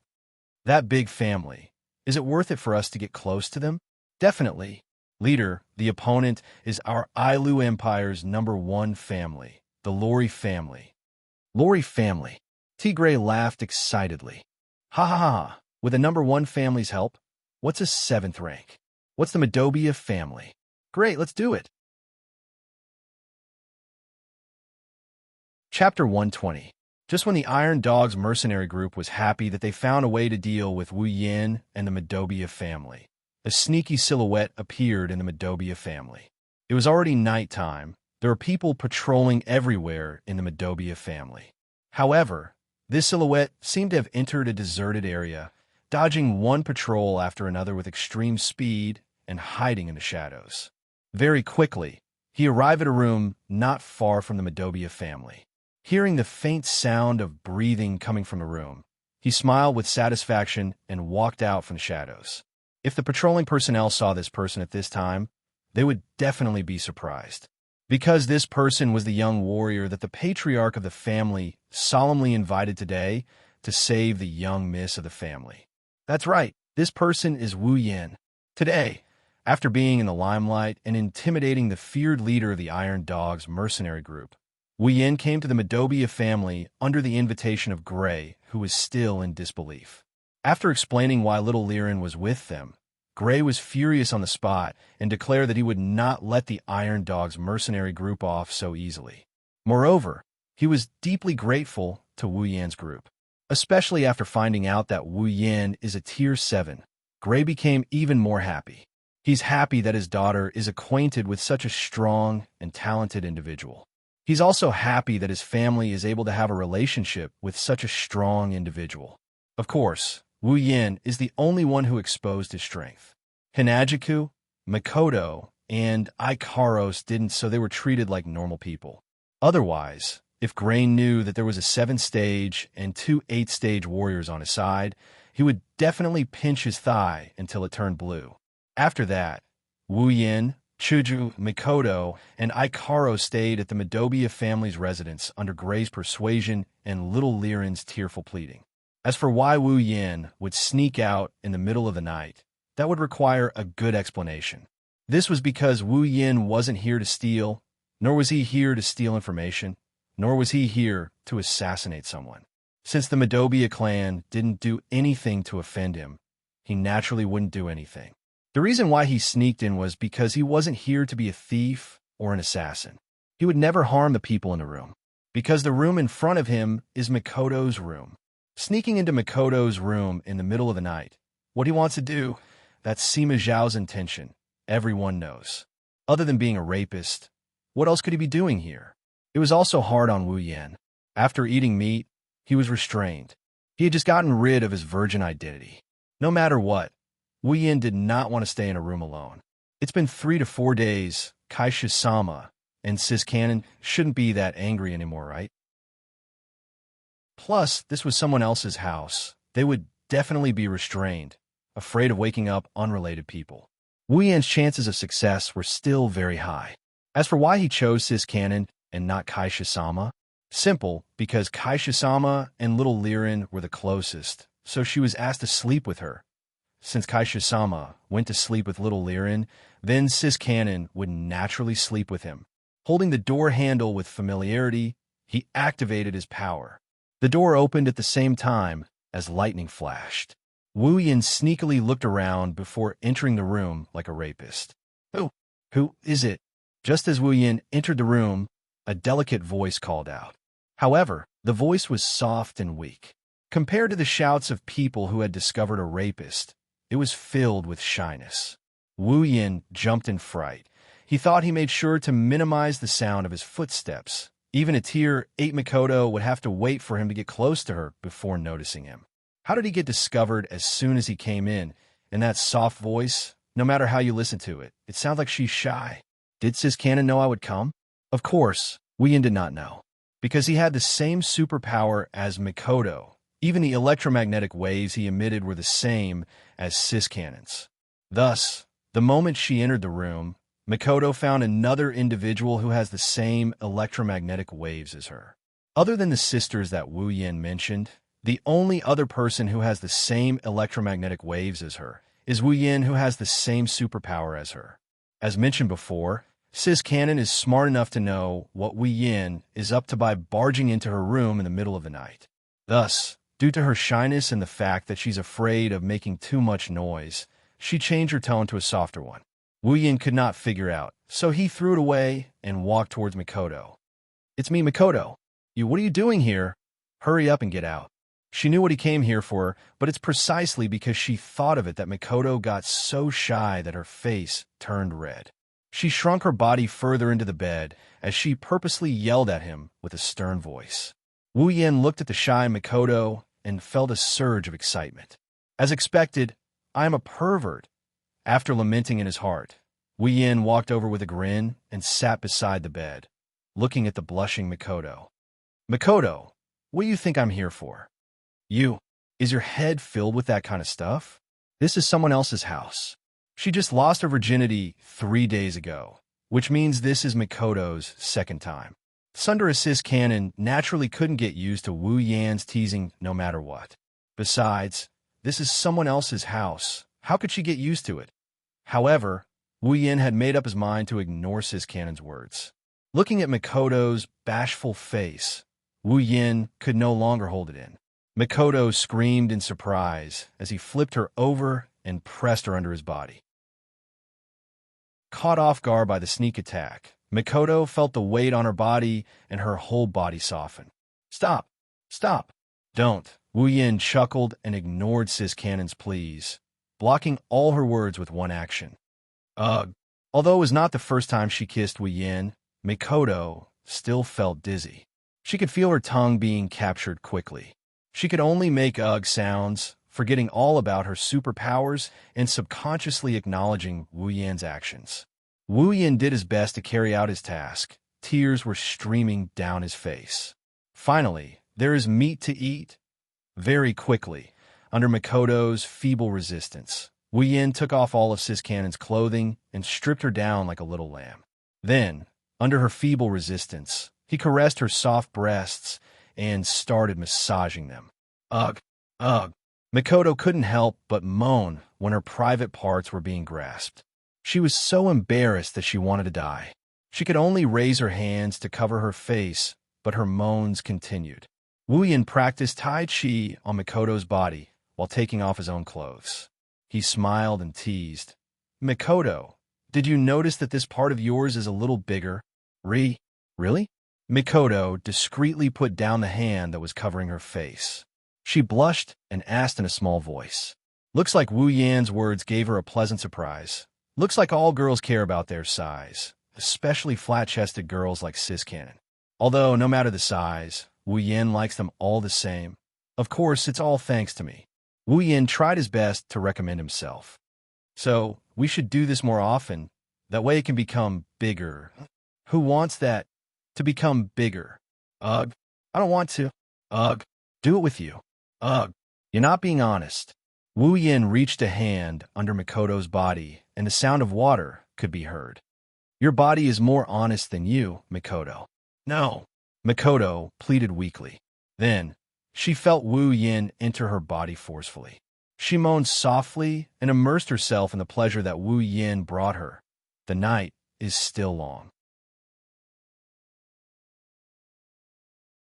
Chapter 121. On this day, there were quite a number of people standing at the entrance of the Madobia family. There were both men and women among these people, but the aura on their bodies was quite strong. It was obvious that without exception, all of them had unique skills and were either warriors or mages who had achieved success in their cultivation. There are 4 people, 2 men and 2 women, standing in front of these people. One of the women has a beautiful head of long silver hair, wearing a short-sleeved shirt and shorts. Her voluptuous breasts hold up her clothes, as if they would burst out of her clothes at any time. Her figure is very tall and hot. Her delicate face is gentle and serious at the same time. She holds a long sword in her hand. With one look you can tell she is a female warrior. The other woman is not as mature as the former.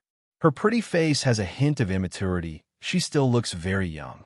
Her long black hair is like a waterfall that hangs behind her head. Although her voluptuous breasts are not as big as the former, they are still quite large.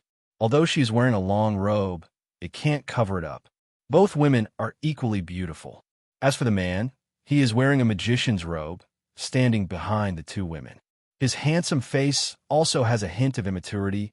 He also looks very young. However, his eyes are on the black-haired woman in front of him. There is a blurred look in his eyes, as if there is nothing in this world that can attract his attention more than this girl in front of him. As for the other man, it was obvious that he was the oldest of the 4. Compared to the 3 who were still in their youth, this man was a middle-aged man. His appearance was not considered ugly, but there was a trace of viciousness between his eyebrows, which greatly ruined his image. Moreover, he had a bald dog by his side, which made him the one with the worst image among the 4. And he is Tigray. If Wu Yan was here, then he would realize that among the 4 leaders, other than the pretty boy, he knows the other 3. The silver-haired, beautiful woman with a long sword is Fei Fei. The young girl with long black hair dressed as a magician is Wu Yan's first friend in the Spalier world, Lulu. At this moment, under the protection of a large group of people behind her, Lulu pouted her lips and puffed up her cheeks. She muttered something unhappily and did not restrain her voice at all. What is this? So many people are blocking my door. It's as if they're here to bully me. It's really uncomfortable. Hearing this, Fei Fei, who was standing beside Lulu, could not help but frown. It seemed that she was also rather unhappy with such actions. I don't like this kind of thing either. Hearing Lulu and Fei Fei's words, the young man standing behind them could only helplessly say, I know that Miss Lulu and Miss Fei Fei don't like such big movements. But in any case, they did fulfill their duties as the host yesterday and treated us in every possible way. Since that's the case, it's only right for us to help them with a small request. Anyway, it's just a small family. If the 2 misses don't like it, it's fine if you don't participate. Ah, you said it. Lulu immediately said happily. Then I won't participate. That's only natural. At this moment, Tigray, who had been sneering at the Madobia family's door, finally spoke up. He walked in front of Lulu fawningly and smiled. Miss Lulu Plum is of noble status. Naturally, you can't act together with us servants. Originally, the Iron Dog's mercenaries thought that the one who came to Bahurl was just a small figure from the Lori family. Who would have thought that after seeing the person, they would be shocked to find out that the one who came was actually the only daughter of the Lori family, the daughter of the head of the Lori family. How is this a small figure? It's clearly a big deal.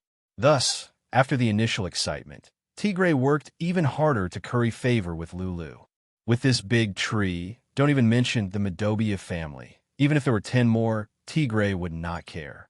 And if he was lucky enough to catch her eye, Perhaps the Iron Dog's mercenaries would be able to make friends with the Lori family in the future. When that time comes, he would really have a meteoric rise. Tigray even thought about finding a young, promising, and handsome man to try and woo the beloved daughter of the Lori family. If he really succeeded, then wouldn't he be able to get whatever he wanted? Unfortunately, he could see that the pretty boy following the eldest daughter of the Lori family also had feelings for her. Thus, he temporarily put away those thoughts. After a few days of doing his best to curry favor and entertain, Tigray took the opportunity to ask Lulu and the others to help him deal with the Madobia family in Wuyan. Since Tigray did his best to entertain them, the Lori family could not refuse. Moreover, the Madobia family was only a small family in their eyes. Thus, the young magician agreed. It seemed that other than Lulu and Fei, he was the Lori family's #1 leader this time. Of course, when Lulu and Fei heard about this, they were very dissatisfied. The two girls were not people who bullied others using their family's power. The two girls did not like to bully others using their family's power and influence to bully others. But since they had already agreed, as the #1 family in the kingdom, of course they could not go back on their words. They could only helplessly lead the team here, which led to the current situation. Lulu did not like this kind of work to begin with. Now that there was a chance to watch, she was naturally happy to do so. She could not wait to agree on the spot. Fei also seemed to be a little moved. After all, Fei also did not like this kind of work. It would be best if she could not participate. Tigray, who was beside her, saw the change in Fei's expression and hurriedly said, "The Madobia family has a level 7 fighter. None of us here are a match for him. So, we would like to ask for Miss Fei's help." Fei could only helplessly give up on the idea of watching. She nodded impatiently, but there was a little bit of anticipation in her heart. Although she did not like this operation, but according to Tigray, the level 7 fighter in the Madobia family was about the same age as her. Fei grew up in the Lori family. Because her talent was too good, she was heavily nurtured by the Lori family. She reached level 7 at the age of 20 and became one of the top geniuses in the Ailu Empire. As the #1 family in the Ailu Empire, Fei had seen many level 7 fighters. But a level 7 fighter of the same age as her, Fei had not seen many of them. So, when she heard that there was a level 7 fighter of the same age as her nearby, Fei wanted to meet him. Of course, she also had the intention to compete with him. Let's hope he's not an annoying fellow. Fei thought in her heart. Fei had seen a lot of people who relied on their talent to be better than others. These kinds of people were the ones she hated the most. So, she hoped that the other party would be someone who could surprise her. What Fei didn't know was that she was destined to be surprised today. In the Madobia family, Gray was sitting on the main seat in the main hall with a document in his hand. Beside him, Della was holding his sword and standing straight, playing the role of the leader of the guards. "Patriarch, something bad has happened." Gray frowned, but he also knew that if it wasn't a serious matter, these guards wouldn't be so impulsive. Thus, he could only look at the guard who just came in and said in a low voice, "Let's go, sir." "Sir, what's wrong? Why are you in such a panic? What's wrong?" "Patriarch," the guard reported to Gray with a face full of panic. Outside the door, Tigray brought the Iron Dog's mercenaries and came looking for us. Tigray. Gray was furious. He slammed the table and stood up. "I didn't go looking for him, but he came looking for me first. Just in time, I'll have to settle the score with him." The guard didn't hide the panic on his face and continued. "Patriarch, it's not just the Iron Dog's mercenaries. They also found helpers." "Helpers?" Gray furrowed his brows. It wasn't like he didn't have this kind of helper before, but those small clans didn't have any effect on him. Tigray should be aware of this as well. What kind of helpers did they find? The guard looked at Gray and swallowed a mouthful of saliva. They found people from the Empire's #1 family, the Lori family. "What did you say?" Gray lost his voice. Chapter 122. Lori family. How could this be? Gray felt his head spinning. Was the Lori family? In the entire Ailu Empire, or even the entire Spalier world, there's no one who doesn't know of them. That's the number one family of an empire. Other than the Ailu, Fea, and Bruba empires' royal families, the other two empires' number one families could stand shoulder to shoulder with them. That's the number one family of an empire. If the three empires are said to be the strongest forces in the world, then excluding the empires themselves, the number one families of the three empires are the strongest forces in the world. The Madobia family was not small. In Bihurl, other than the Iron Dogs mercenary group, the Madobia family was the strongest family. However, this strength was nothing in front of the empire's number one family. Let's not talk about the others within the Madobia family. The strongest is Gray himself, a rank 6 warrior. However, within the Lori family, there are at least 1,000 people of that rank. It's not that a 6th order warrior is worthless, it's just that the Lori family is too strong. In the entire family, there are close to 1,000,000 5th order warriors and below.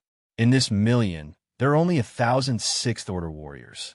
This ratio shows just how precious a 6th order warrior is.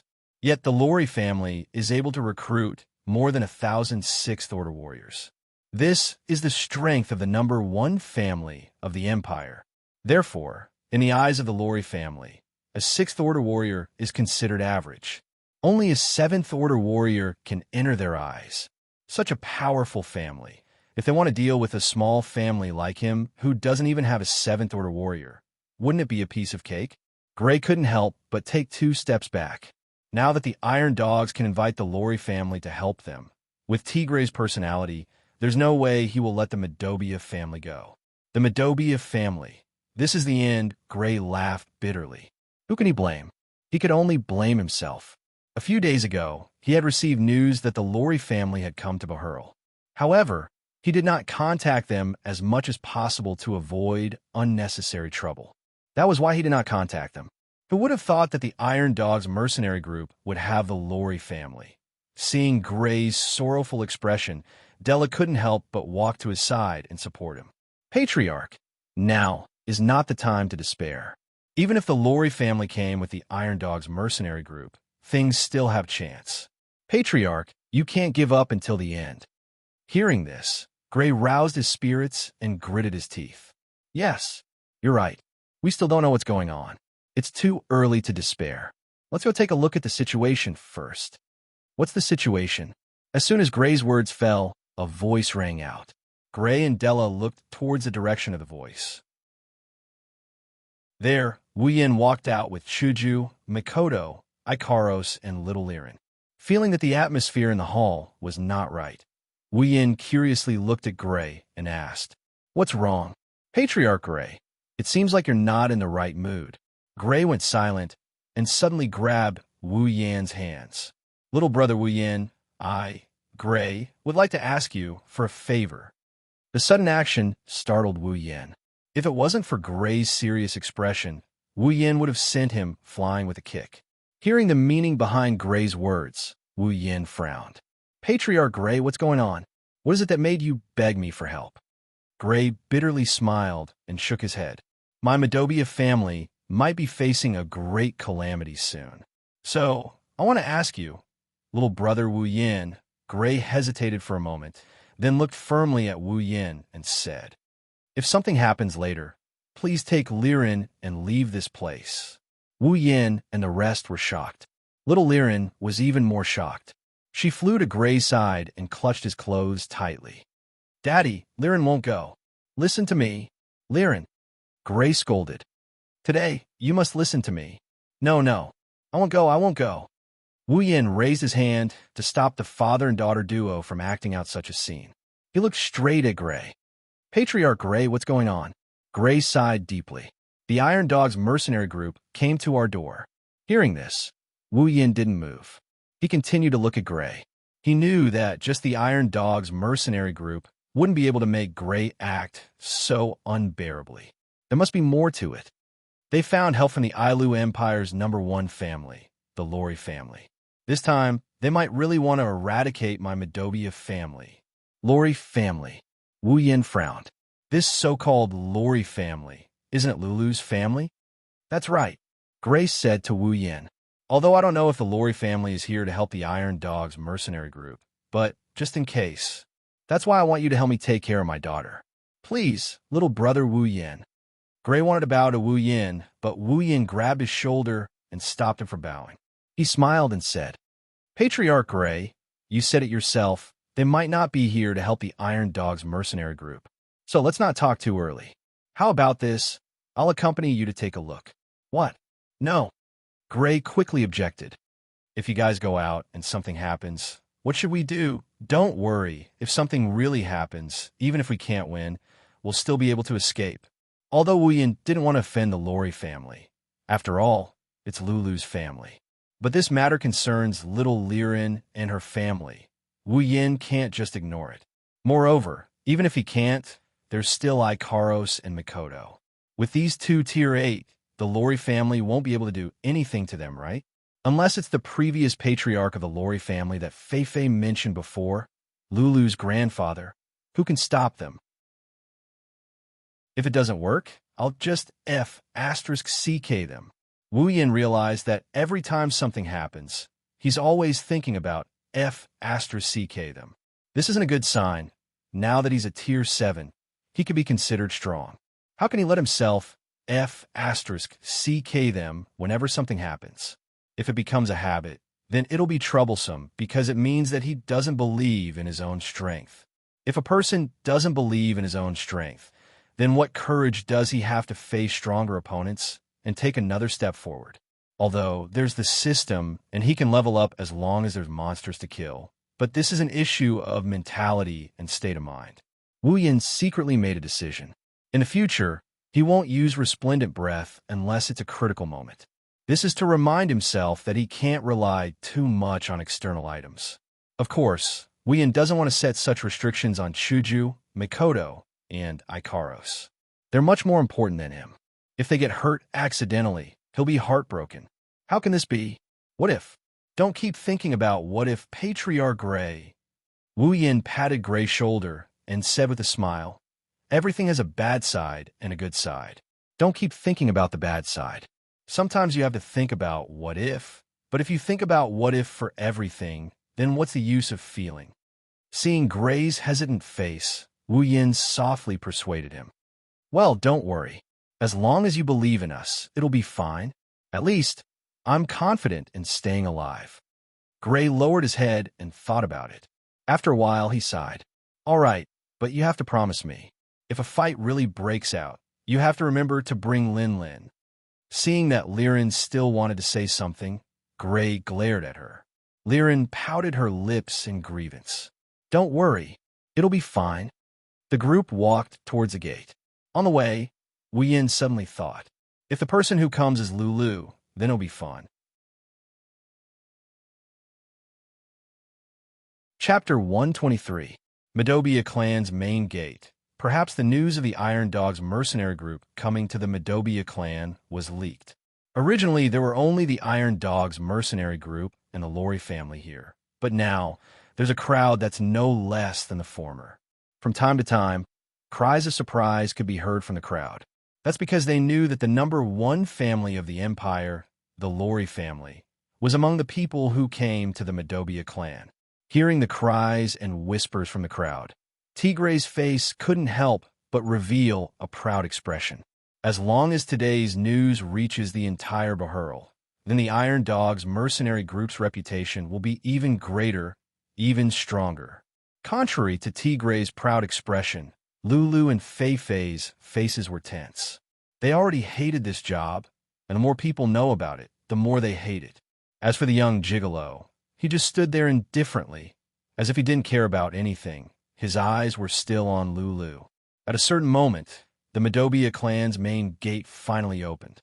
Seeing this, the crowd quieted down, because they know what's coming next is the climax of the matter. Not long after, the scene of Gray leading his tribesmen and guards appeared in front of everyone's eyes.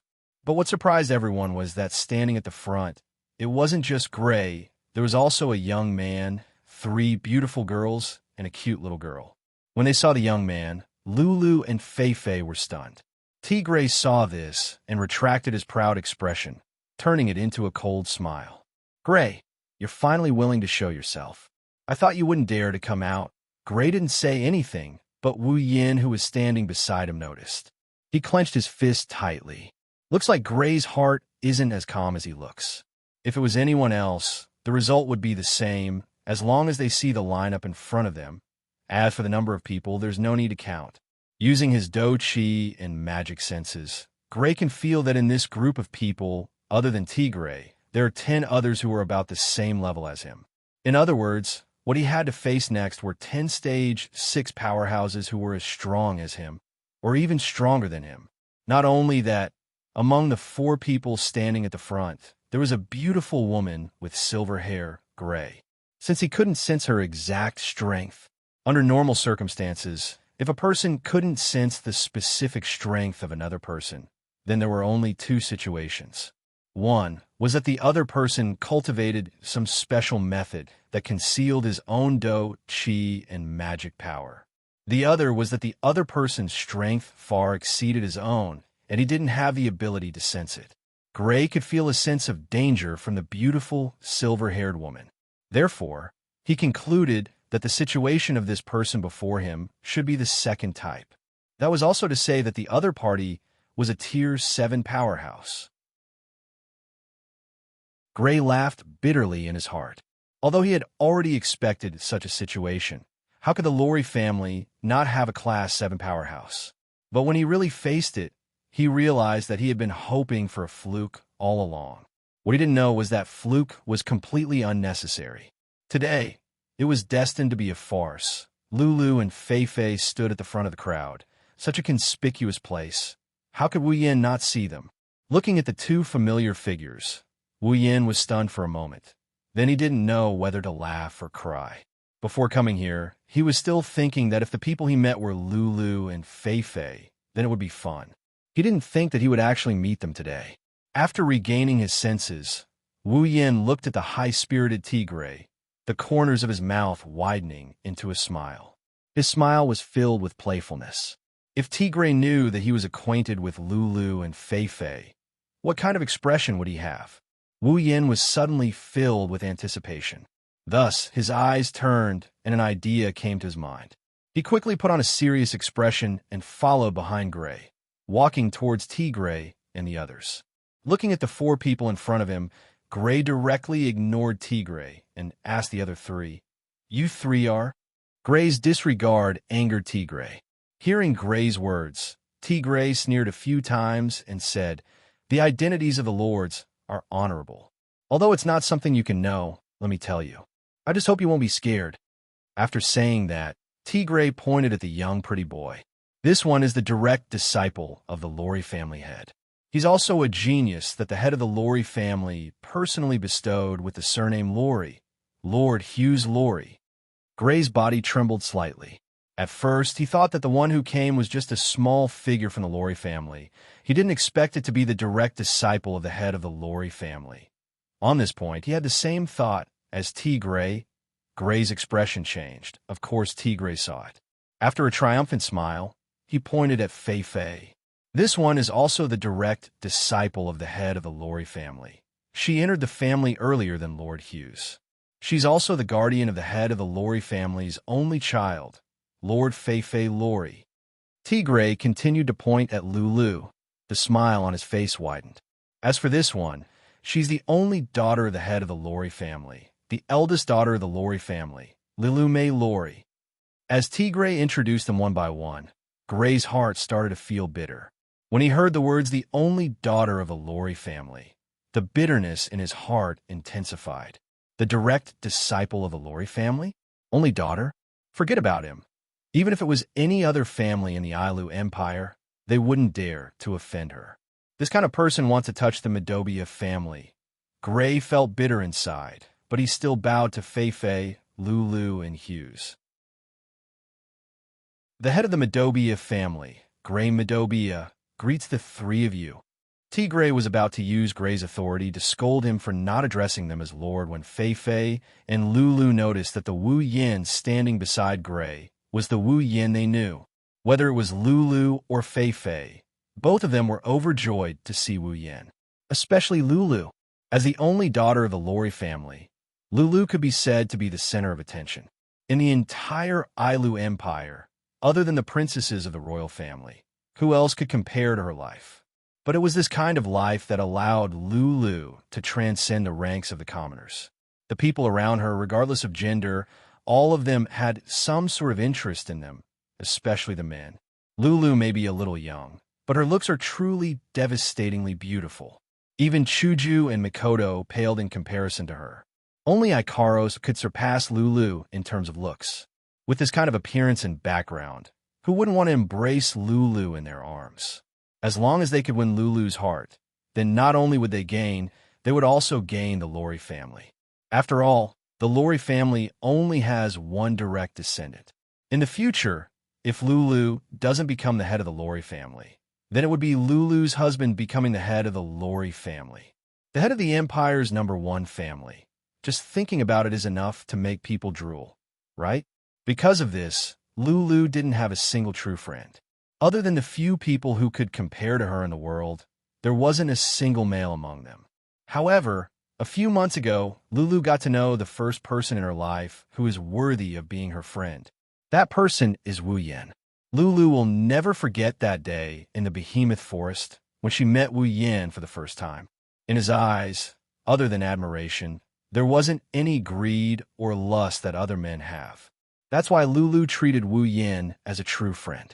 Of course, it's only at the level of a friend. Seeing Wu Yan again, Lulu's surprise is unimaginable. Seeing Lulu's expression, Wu Yan suddenly jumped out, pointed at Lulu, and shouted, "Which? Are you the one who wants to mess with our Madobia family?" This guy's messing around again. That's Chuju and Mikoto's first thought. Chapter 124. Which? You're the one who wants to mess with our Madobia family? Time came to a standstill as Wu Yan continued his speech. Lulu was stunned. Her originally happy face froze just like that. She didn't know what Wu Yan was trying to do. Fei was stunned. She didn't know what was going on. She didn't know why things would develop like this. She didn't know how to react for a moment. Gray was stunned. Then he started to get anxious. He didn't know what Wu Yan was trying to do, but he knew that Wu Yan's words definitely offended the other party. Gray was stunned. He kept his expression and didn't say anything, but there was only one thought in his mind: he's dead for sure. Hughes was stunned. He threw all his indifference into the trash can. His eyes were filled with killing intent as he looked at Wu Yan. Chuju, Mikoto, Liren, and even Ikaros were stunned. Even if they were with Wu Yan day and night, they didn't know what to do with Wu Yan's sudden outburst. Everyone present was stunned, even though they didn't know what was wrong with this person who defeated the Iron Dog's mercenary group leader a few days ago. But they knew that if he offended the Lori family, no matter how strong he is, he's dead for sure, unless he's a tier 9. But is that possible? At least, no one in the audience would believe it. So they can only think that Wu Yan is young and frivolous, thinking that he's invincible after defeating the Iron Dog's mercenary group leader, and now his Chinibu syndrome is acting up. Lulu, who didn't react for a long time, even though she didn't know why Wu Yan acted like this, but when she heard Wu Yan call her a witch, she got angry. Lulu put her hands on her hips and puffed out her chest. Her pair of full breasts became even more prominent, blinding Chuju and Mikoto's eyes. But she didn't notice. She pointed at Wu Yan and loudly retorted, "What witch? How do I look like a demon?" Wu Yan sneered and waved his hand. He pointed at Lulu and said confidently, "Then tell me, which part of you doesn't look like a demon?" "I don't look like a demon in any way. I'm a real human," Lulu shouted angrily. Wu Yan suddenly felt a sense of powerlessness. Not only him, but everyone present felt the same way. This is not the place to refute, is it? No one doubts that you are not human. Wu Yan smiled embarrassedly and shrugged.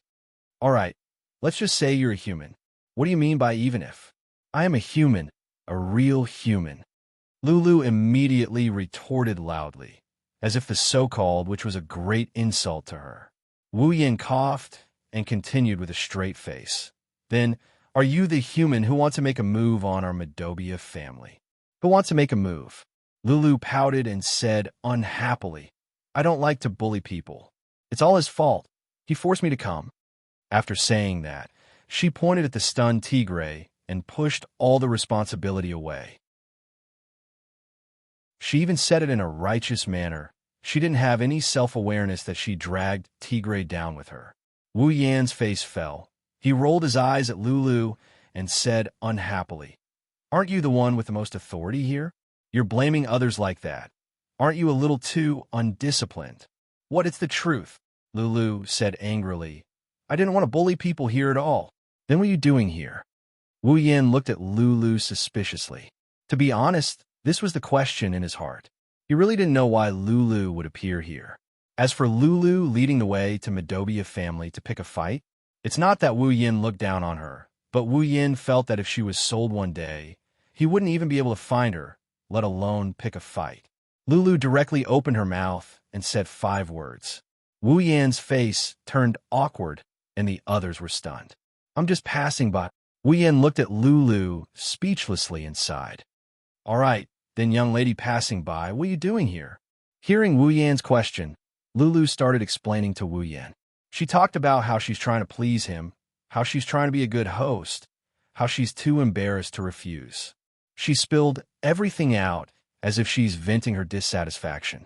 While Wu Yan blushed with shame, it also confirmed another thought in his mind. Lulu was sold to help count the money, that's right. On the other hand, Tigre's face turned ugly. Let's not talk about the harmonious atmosphere between the young miss of the Lori family and that little bastard. Just the fact that Lulu told them about how he fawned over them was enough to embarrass him. In Bihurl, he was considered a person of status. Even though it wasn't something to be despised for currying favor with the Empire's #1 family. But in an instant, the fact that he tried to curry favor with them to get their hands on the Madobia family was completely exposed. At the same time, when he saw how Lulu and Wu Yan were conversing with each other, as if they knew each other, Tigre had a bad premonition. Hughes also had a bad premonition. When he saw how familiar Wu Yan and Lulu were, he frowned and didn't let go for a long time. When Wu Yan finished listening to Lulu's explanation, he finally understood. Lulu really was just passing by and wanted to rest here. In the end, she tried to curry favor with them and acted as a host. Therefore, when Tigre asked the Lori family for help, they naturally couldn't refuse and came here together. In other words, you were tricked here. Wu Yan rubbed his chin and said with sudden realization, "Yes, yes." Lulu nodded repeatedly, then suddenly thought of something and shook her head furiously. No, it's not a trick, it's not. It's a trick, it's not. I'm so confused." Lulu's face was distressed. Her pondering look immediately made everyone laugh. Of course, it was a very kind laugh. Only now did they realize that the high and mighty young miss of the Lori family in their hearts was actually just a cute little girl. Of course, in Wu Yan's words, she was just a little naive and muddle-headed, but could also be said to be natural. I think you should stop thinking about it. Just take it that you were really tricked. Wu Yan looked at Lulu and smiled. How can I just let it go? Lulu wrinkled her little nose. I don't want to admit that I was tricked. It's like I'm stupid. When Wu Yan heard this, he couldn't help but laugh. It's not like you're stupid. You're really stupid. You're the stupid one. Lulu shouted in dissatisfaction. The two of them quarreled as if there was no one around, but no one jumped out to stop them. How should I put it? Although they were quarreling, no matter how one looked at it, the two of them were so familiar with each other that even if they quarreled, there wasn't the slightest bit of tension. So much so that even though Wu Yan is being so unreasonable in front of their family's Missy, none of the Lori family members reacted in time to deal with the guy who offended their Missy. Fei Fei is the only one who is bitterly smiling at the side. Back when they were still in the supply town, back when they were still working with Wu Yan, this kind of scene happened almost every day. Fei Fei didn't object, because even though it seemed like Lulu was being bullied by Wu Yan every time, Fei Fei, who raised Lulu since she was a child, how could she not know that Lulu was actually very happy to be able to communicate with Wu Yan like this? Wu Yan and Lulu don't know what other people are thinking, but the two of them are having a good time bickering with each other because they can feel that the sense of unfamiliarity they felt after their separation is gradually disappearing. The sense of familiarity from before is returning to them. At this moment, Gray finally recovered from his stupor. He thought that Wu Yan's offensive words towards a young miss of the Lorry family would cause irreparable damage. But in the end, the situation developed in such a dramatic way. Just a moment ago, he was seen as a formidable foe, but now, he's happily chatting with Wu Yan. The bystanders can see that the two of them are very familiar with each other. Gray can also see that. Do they know each other? Gray looked at Wu Yan suspiciously and asked softly, do you know each other?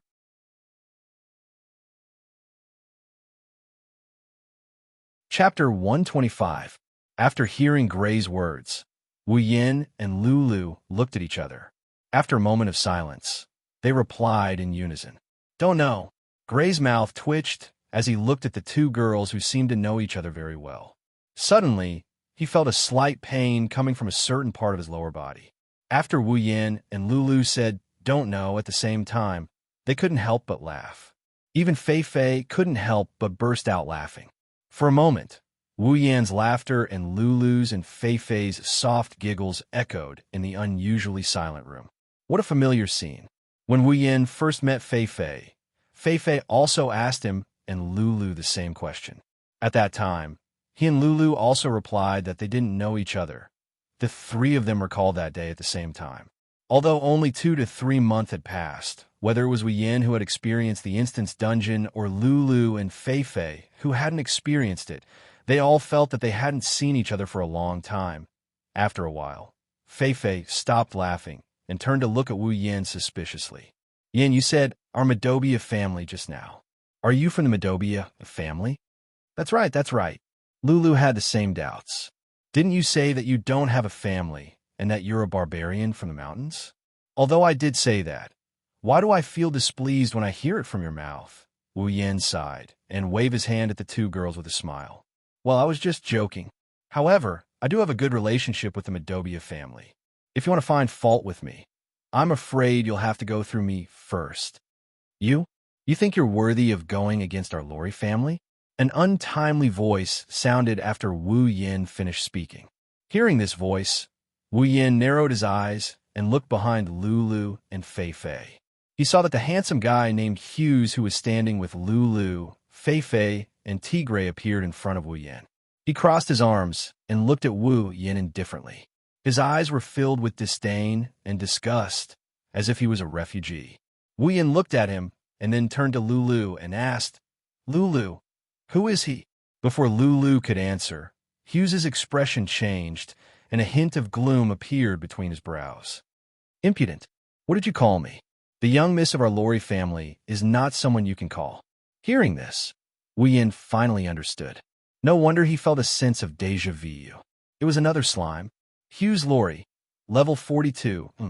His strength is much stronger than that slime. He's at least rank 5. "Hey Hughes, what's the meaning of this?"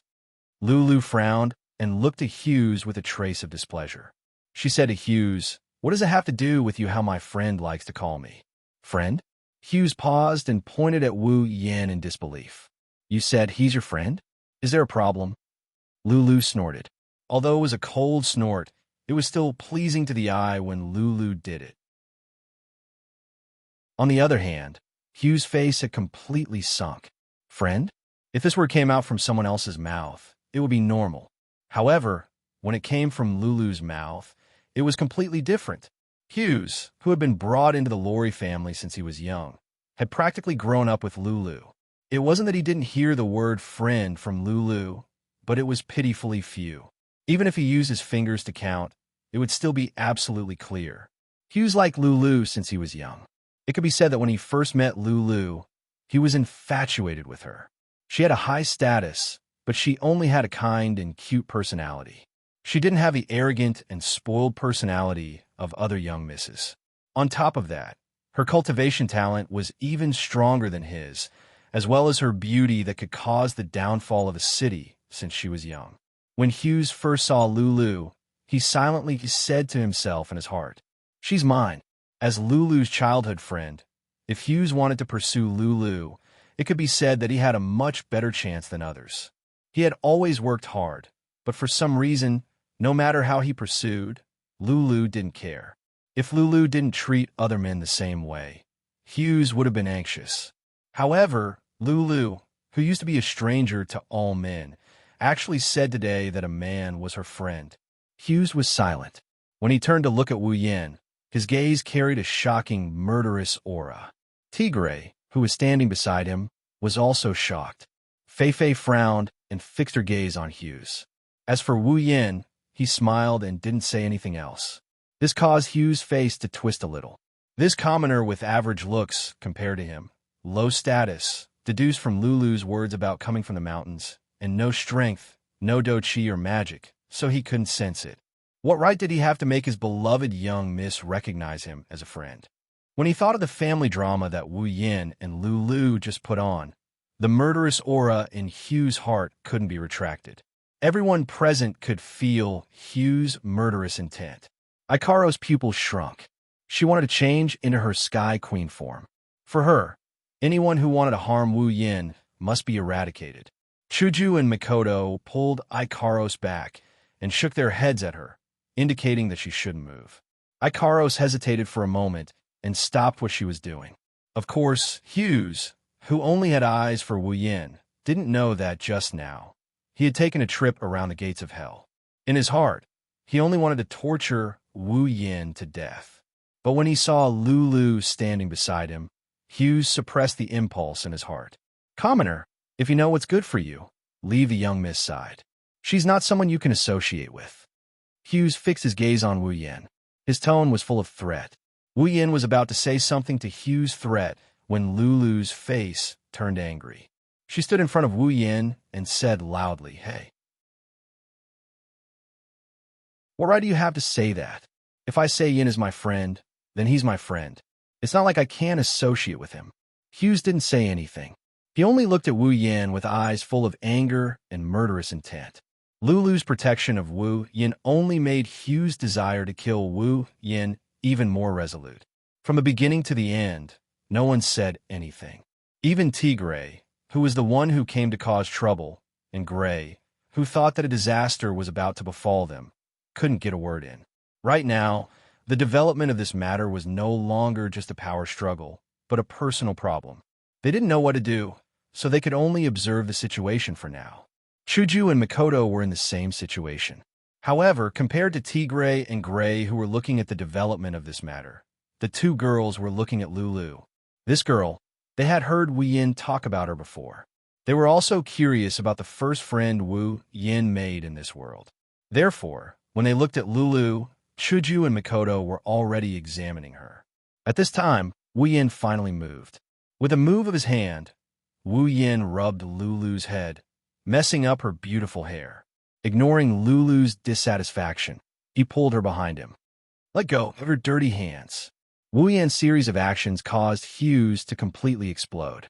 Those intimate actions and Lulu's coquettish pouting expression were all challenging the bottom line of Hughes' heart. In a fit of anger, Hughes' noble and indifferent temperament completely disappeared. Anger filled his face. He took out a staff-shaped popular armament. With a raise of his hand, a wind blade shot out towards Wu Yan's hand on Lulu's body. Almost at the same time, an icicle met the wind blade and neutralized it. Lulu put down the staff in her hand and angrily glared at Hughes. She mobilized all the magic in her body. Lulu is angry. The consequences are serious.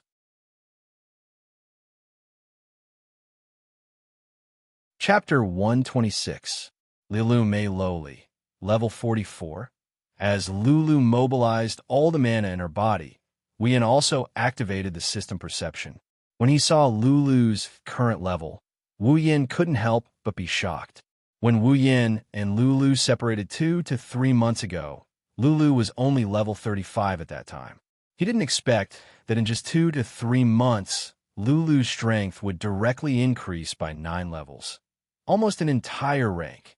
Although it was said that a mid-rank promotion from rank 4 to rank 5 wasn't as difficult as a high-rank promotion, it still wasn't something a low-rank promotion could compare to at this time. Even someone like Wu Yin, who rose from nothing to rank 7 in less than half a year, couldn't help but praise Lulu's talent. After all, Lulu wasn't like him. Even if she had the support of the Empire's #1 family, she still couldn't compare to Wu Yin, who was using cheats. Lulu and Hughes's sudden wind blades and ice cones also shocked everyone present. Other than being shocked by the development of the two's battle without any warning, they were also shocked by Hughes and Lulu's strength. Everyone could see that the two weren't very old, at least not even in their 20s.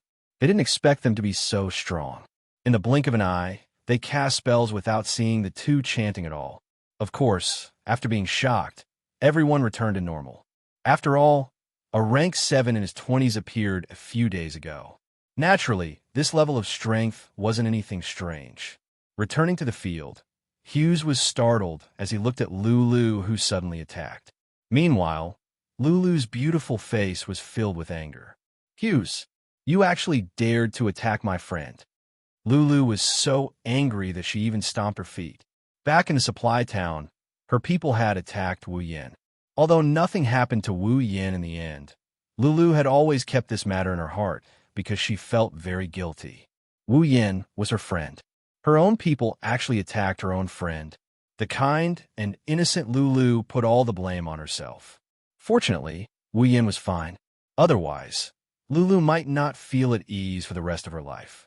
When they met again, Lulu was also nervous. She didn't know if the friend she had made with great difficulty would leave her because of this. Fortunately, Wu Yin didn't take this matter to heart.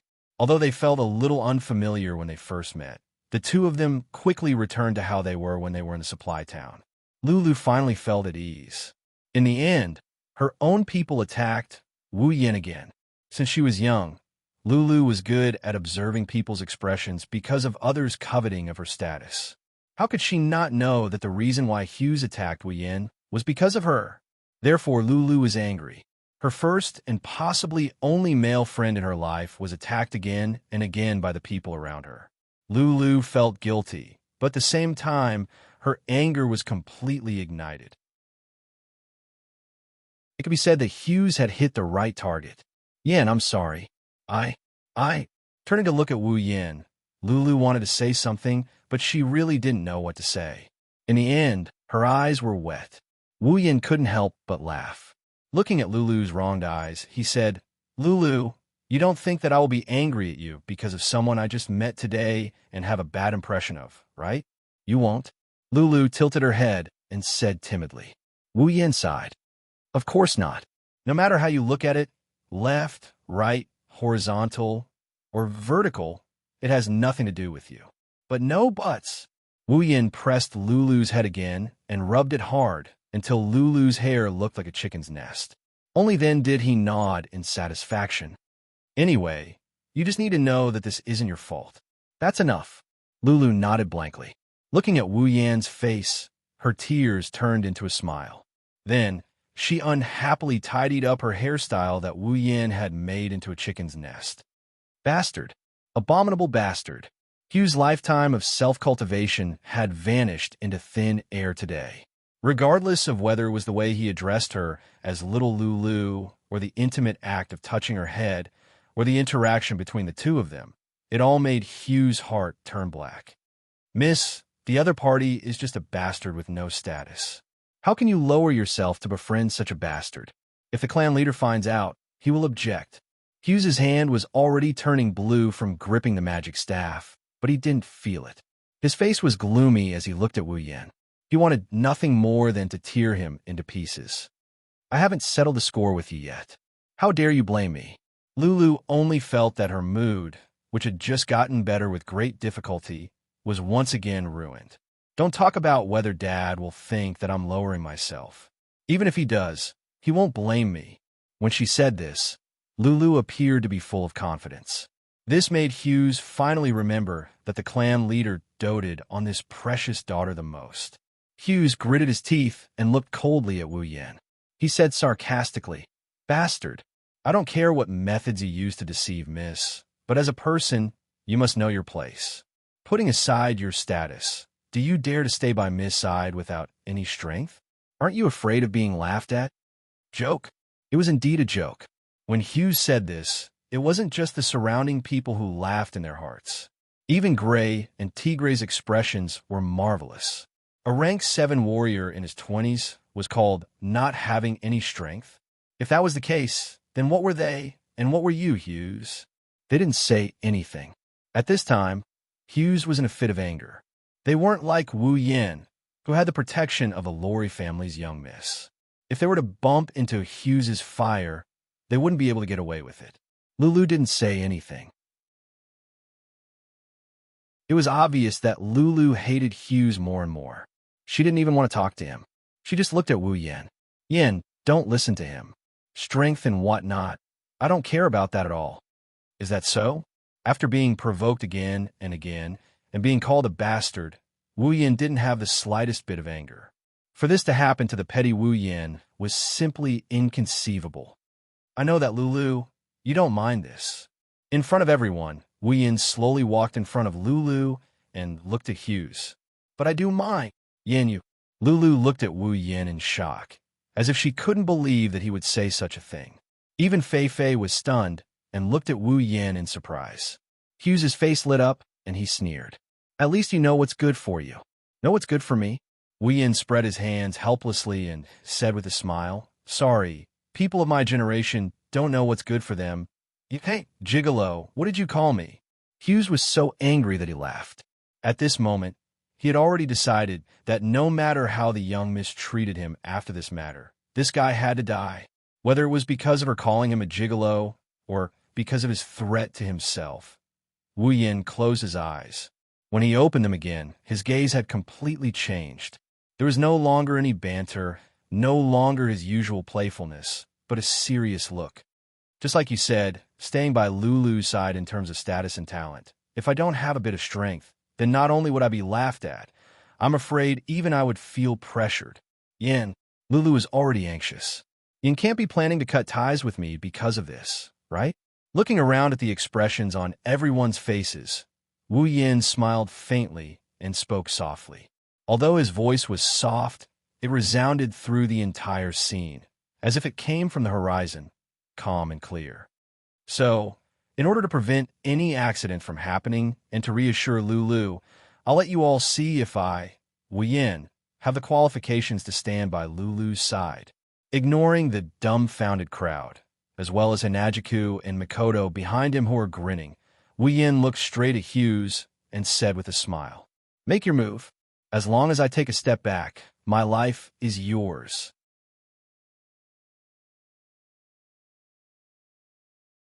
Chapter 127. Silence. A deathly stillness. Everyone present, except for Lulu, Fei Fei, and Chuju, held their breaths, not daring to make sound, because they could already see the ending.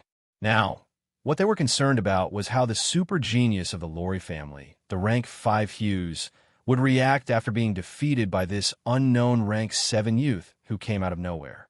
Even Gray and Tigray, who were supposed to be the main characters of today's event, stood quietly at the side, watching the development of the situation. Gray felt that the current situation was obviously not something he could interfere in. Even if he wanted to help Wu Yin, the colossal power of the Lorry family made him not dare to act rashly. In addition, the eldest daughter of the Lorry family acted towards Wu Yin. He felt that no matter how bad the situation was, she would still protect Wu Yin. Tigray, on the surface, looked the same, but on the inside, he was laughing out loud. Although the plan to deal with the Madobia family was temporarily out of the question after the strange development of the situation, Tigray felt that the current situation wasn't bad. He knew that with Wu Yan's strength, dealing with Hughes would be a piece of cake.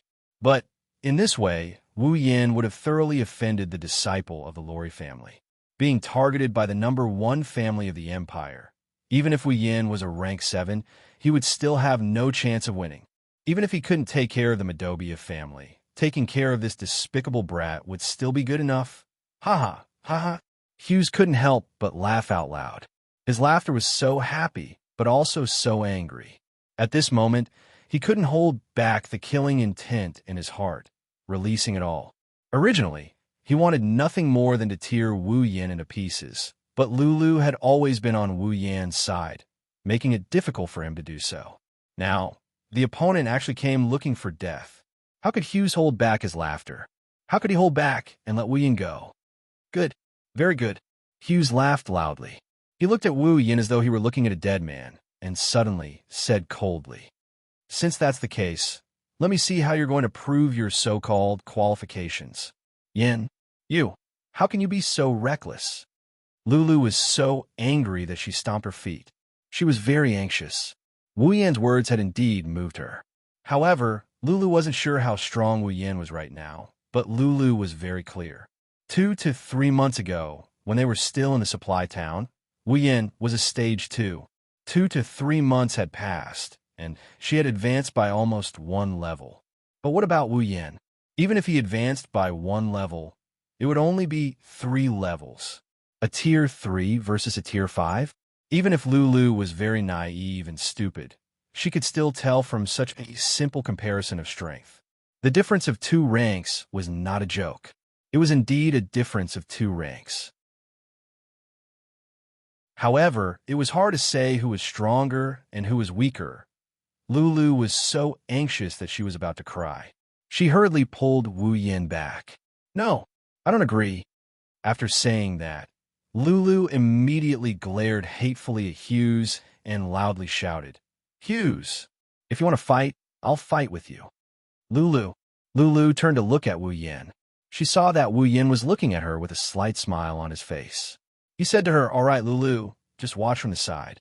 "But you—" Lulu's expression kept changing as she paced back and forth in hesitation. Seeing this, Wu Yin pulled her aside and walked forward. Lulu's expression changed.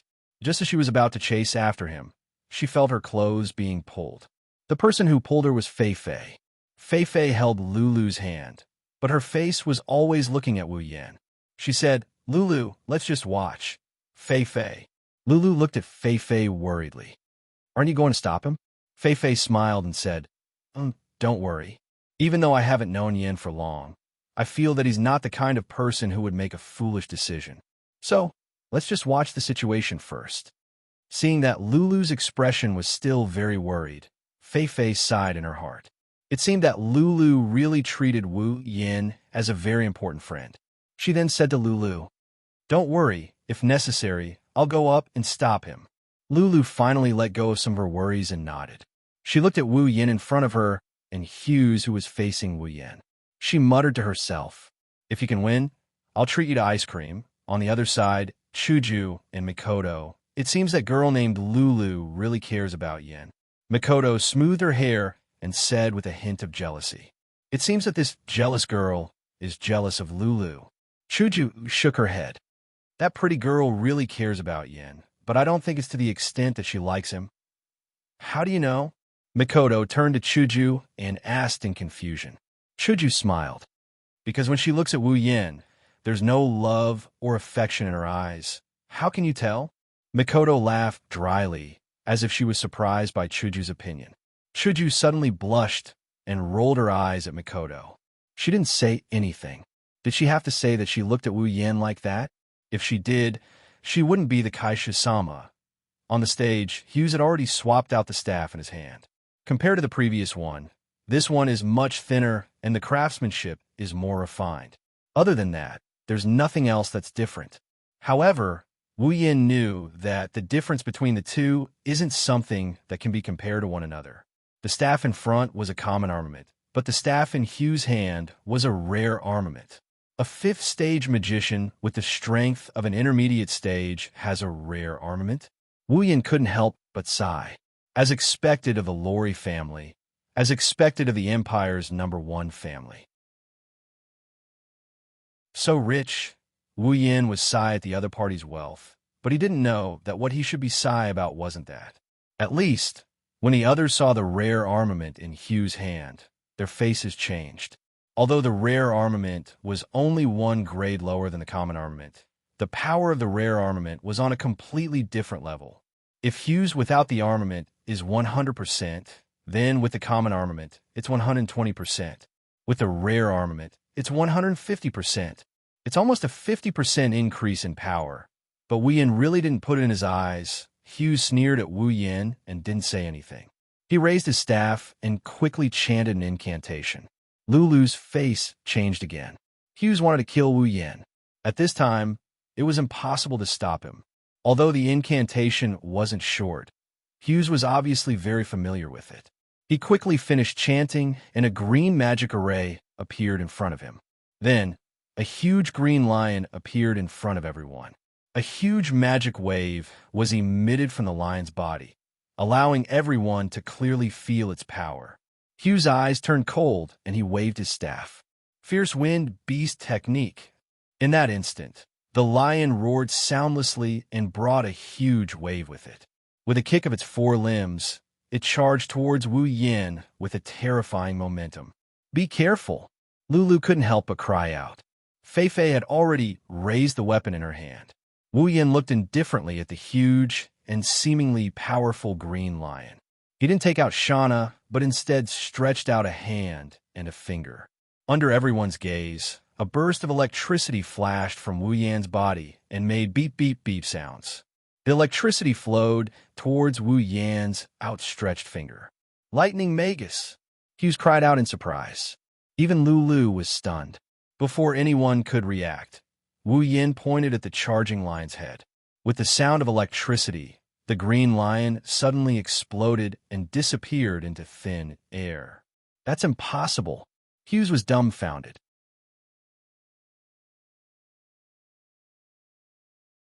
Chapter 128. Impossible. Impossible. Impossible. Like a broken doll, Hughes had a blank look on his face as he kept repeating this sentence. This made the people around him feel pity for him. This result was obvious. Everyone present had already guessed it, so they weren't surprised. They were just speechless. 7th rank, really strong. Of course, not everyone was as relieved as the onlookers, the Medobia family, and the Iron Dogs mercenary group. The people from the Lori family were all in a daze like Hughes. Even Lulu and Fei Fei were the same. Is this really Yen? Lulu looked at Wu, Yen who was still surrounded by lightning in a daze. She didn't know where her thoughts had flown to. Compared to the dazed Lulu, Fei Fei was much better. Seeing Wu Yin break the wind strike beast spell, Fei Fei's pupils shrank for a moment before returning to normal. Not for anything else, but because she, Fei Fei, is also a 7th rank. This scene may seem inconceivable to others, but to Fei Fei, it was nothing. If she wanted to do it, she could do it too. Just like Wu Yin, it would be as easy as blowing off dust. Therefore, Fei Fei stood there calmly. But from her trembling hands, it was obvious that her heart wasn't calm. She had too many questions in her heart. For example, 2 to 3 months ago, Wu Yin was only a 2nd rank. How did he become so strong after 2 to 3 months? Another example, as long as you're from the Spalier world, you know that magic and battle energy can't coexist. But Fei Fei still clearly remembered that Wu Yin was a warrior who used swords and sabers 2 to 3 months ago. But now, Wu Yin is using lightning magic. This is another question in Fei Fei's heart. And many. But after thinking about it, everyone has their own secrets. Even Fei Fei herself was no exception. So, even though she had many questions, Fei Fei didn't think about it anymore. As long as she was sure that Wu Yin wouldn't harm Lulu, then it didn't matter. At this moment, Fei Fei had already guessed that the young 7th rank powerhouse that Tigray mentioned was probably Wu Yin. Rising from the 2nd rank to the 7th rank in 2 to 3 months, Fei Fei, just thinking about it, she felt that it was unbelievable. But this trace of incredulity quickly turned into an endless battle intent. Wu Yin and Fei Fei's age were actually about the same. To be able to reach the 7th rank at this age, all of them were geniuses that could be counted on one's fingers. It wasn't that Fei Fei hadn't seen other 7th rank geniuses of the same age, but they gave Fei Fei a very bad feeling. Proud of their talents, that was probably how they were described. Fei Fei hated people like this very much. So, before coming, she was incomparably anticipating that this 7th rank genius wouldn't have such a detestable personality. This expectation had now become a reality. Without a doubt, Fei Fei, who had interacted with Wu Yin before, knew that Wu Yin wasn't that kind of person. This made her very happy in her heart. At the same time, she was very happy. She was happy that there was finally a genius of the same age that she didn't hate to have a battle with her. Feifei's lips curled into a smile.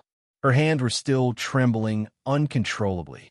She only hoped that Wu Yan on the field would quickly finish off Hughes so that he could battle with her. By the way, Hughes was also among the so-called detestable people Feifei mentioned, even if the other party was from the same sect as her. On the field, Wu Yan had already retracted the electric current in his body. Looking at Hughes, who had a face full of shock, he laughed. "Young Master Hughes of noble status, are you satisfied with my ability?" Hearing that, Hughes was still in a daze. He didn't come back to his senses for a long time before answering Wu Yan's question. This was also understandable because the fierce wind beast technique was Hughes' strongest magic. In order to make sure that Wu Yan couldn't be more dead, Hughes could be said to have used all of his power. The full strength of a 5th rank, rare armament, strongest magic. All of these were brought out. That attack just now was Hughes' strongest attack. However, in the end, such a strong attack was actually broken by a finger of the lowly commoner in his eyes. What did this mean? This meant that the lowly commoner in his eyes, who had no strength, was stronger than him, and who knew how much stronger he was. Hughes was confident that his attack just now, even if a 6th rank came, although it could be resolved, it definitely wouldn't be that easy. If one was not careful, they might even be injured by him. However, an attack that could possibly injure a 6th rank was broken by Wu Yan with a single move. Didn't this mean that Wu Yan's strength was much stronger than a 6th rank? Stronger than a 6th rank, without a doubt. He was only a 7th rank. Wu Yan was a 7th rank. That lowly commoner who he looked down on so much, who made him so angry, who intended to taint his beloved woman, was a 7th rank? Impossible. Impossible. This is absolutely impossible. Hughes roared crazily. His dazed expression had already become distorted. His eyes became incomparably red, just like an injured wild beast. However, there was no difference. The current Hughes was a severely injured wild beast. It was just that his pride had been hurt. He had completely gone crazy. The mana in his body was adjusted to the maximum limit. A huge mana fluctuation rose from his body, causing the air around him to become thick and heavy. Suddenly, Hughes waved the armament in his hand again. 5 wind blades formed around him. With another wave, they advanced dauntlessly and cut at Wu Yan's body. Their speed was incomparably fast. With regards to Hughes' sudden attack, Wu Yan only frowned and ignored him. He stood on the spot without moving, waiting for the 5 wind blades to arrive. Only when the wind blades were about to reach him did Wu Yan move. He reached out and snapped his fingers. Instantly, countless iron sand rose from the ground and rolled into a black wave that reverberated around Wu Yan. The wind blades hit the iron sand wave and only created a few sparks before disappearing. Everyone was stunned when they saw this. What was this black wave? To the people of this world, using electromagnetic force to control iron sand was definitely something that they wouldn't even think of. They would only think of it as another method of Wu Yan's. His attack sank like a rock into the ocean and did not cause any damage to his opponent. Hughes's twisted expression deepened. He waved the armament in his hand again, and 5 wind blades shot out. Hughes did not stop because of this. Instead, he waved it again and shot out another 5 wind blades. His armament waved continuously, and 5 wind blades flew out one after another, hitting the iron sand wave. However, no matter how many wind blades came at him, Wu Yan did not move at all. He only surrounded himself with the iron sand wave and blocked all the wind blades. The wind blades kept hitting the iron sand wave, producing crisp sounds. In an instant, the entire scene was filled with crazy crisp sounds that resounded in every corner. At this moment, the onlookers, including the people from the 3 factions, looked at Hughes with pity in their eyes. Between Wu Yan and Hughes, one has a calm expression, blocking all of the other's attacks without even moving an inch. The other is in a frenzy, attacking nonstop, but to no avail. As long as one isn't an idiot, one can see the final result. As time passed, The frequency at which Hughes waved his magic staff slowed down. The mana fluctuations on his body also gradually calmed down. The wind blades also became fewer and fewer. In the end, Hughes directly knelt on the ground, dazed. Exhaustion once again covered his entire face.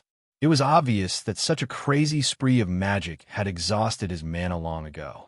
He could no longer continue the battle.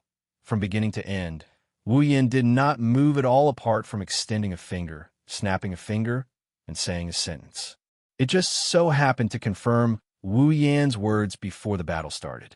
As long as you take a step back, I'll give you my life. In the end, of course, Wu Yan did not even move a single step.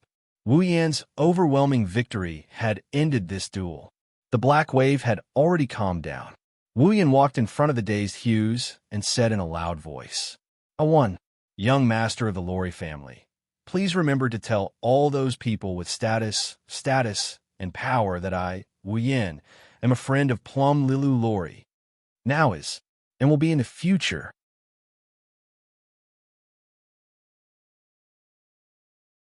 Chapter 129. Lulu stared blankly at Wu Yan. Her nose turned sour, and tears almost flowed out. However, she quickly wiped her eyes and tried her best to hold back her tears. It wasn't that Lulu didn't have any friends. Although she only had a few, she still had them. However, there had never been a day when the simple word friend could move her to tears. As a descendant of a great clan, Lulu's life was both fortunate and unfortunate. She enjoyed all the extraordinary things, but all the ordinary things were far away from her. In the past, she had longed for a friend who could treat her seriously instead of her family. However, time and time again, she saw the word benefit in those people's eyes. Time and time again, she was disappointed. She no longer had extravagant hopes for a friend. Even though she still had a few female friends, each of them had the same troubles as her. Therefore, their friendship was not heart to heart. It could be said that no one could walk through the door of friendship in her heart. Fei Fei could, but Fei Fei was her guardian. It was more like family than friendship. However, it didn't matter anymore. The past had become the past. Now, there was someone who had enough weight to walk through the door of friendship in her heart. Of course, whether or not he would walk through this door and enter another door in the future, that would depend on the future. Looking at Wu Yan straight back, Lulu smiled. Her smile was so moving and so beautiful. Even Fei Fei, who was standing beside her, could say with certainty that this was the most beautiful moment of Lulu's first half of her life. Big Brother is so handsome. Outside the arena, little Lilene's eyes were full of stars as she looked at Wu Yan. Obviously, for a child, being strong and handsome was indeed very attractive. TSK, you only know how to act cool, Chuju muttered in dissatisfaction. However, she quickly sighed, because she had to admit, Wu Yan at this moment was indeed very attractive. Still using someone else's ability to act cool.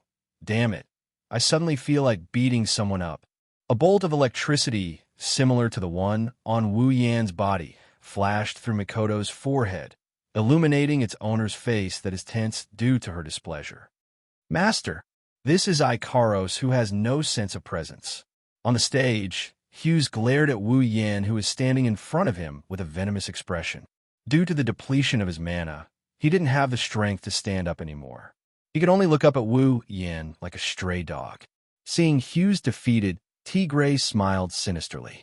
This time, Wu Yan has thoroughly offended Hughes. Based on the tolerance Hughes showed just now, Tigray is sure that he will madly retaliate against Wu Yan. Wu Yan smiled indifferently. Of course, he knew he had thoroughly offended this pretty boy. However, he really didn't care. If Hughes wants revenge, Wu Yan is looking forward to it. If Hughes wants revenge, then he must borrow the power of his family. However, that so-called power, in Wu Yan's eyes, is nothing but experience delivered to his doorstep. As for scheming, in this world, he has no relatives, no family, only himself. What's there to be afraid of?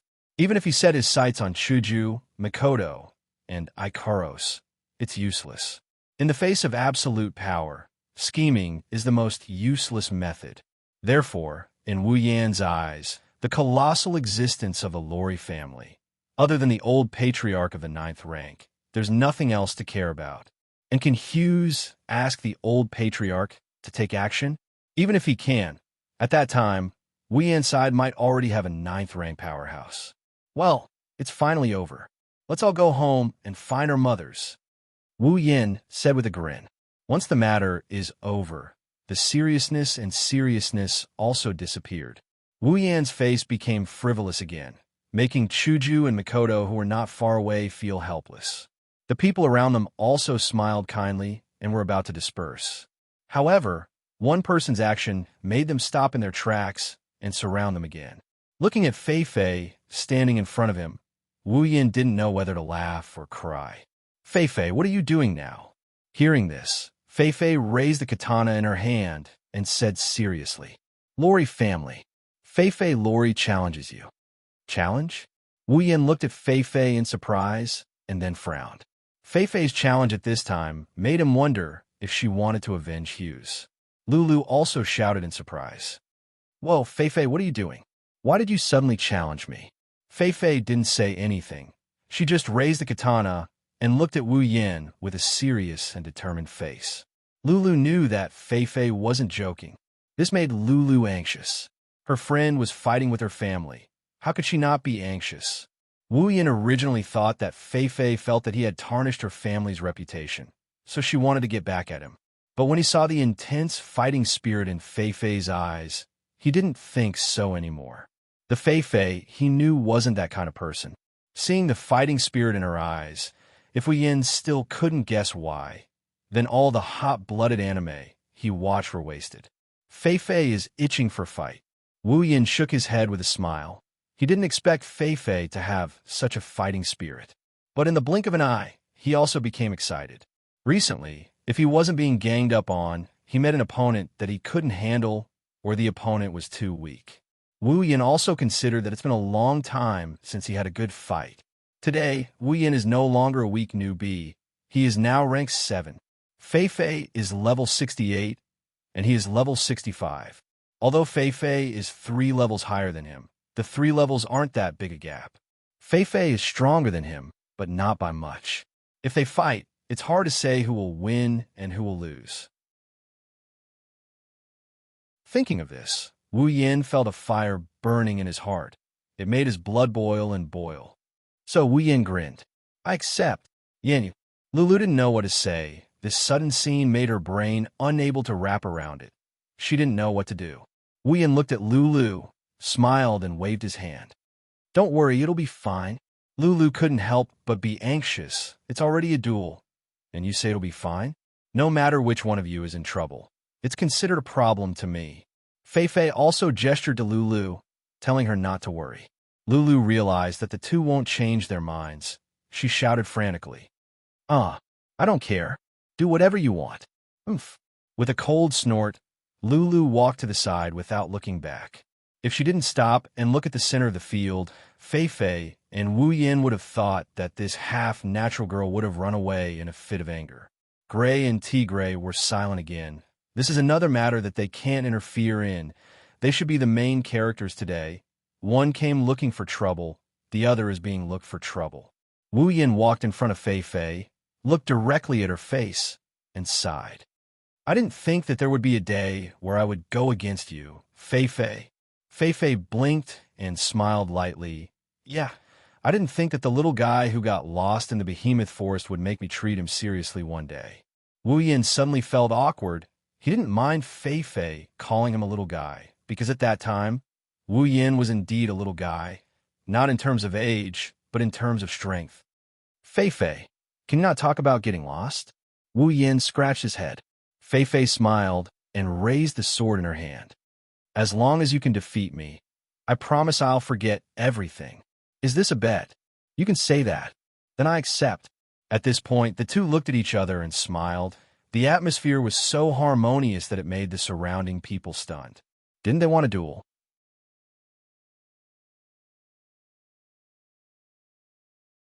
Chapter 130. The distance between them wasn't too far, but it wasn't too long either. The two of them stared at each other and didn't make any movements. However, anyone with a bit of strength could feel a surge of aura arising from the two of them and attacking each other. A clash of auras. In a place where the crowd couldn't see or hear, the two of them had already begun their duel. Perhaps to the man and woman on the field, the duel had already begun. Fei Fei sized up Wu Yan for a while and said, "What? Do you need me to let you go?" Of course, Fei Fei didn't say this because she looked down on Wu Yan. Instead, she saw that Wu Yan didn't seem to be carrying any weapons, so she made a concession.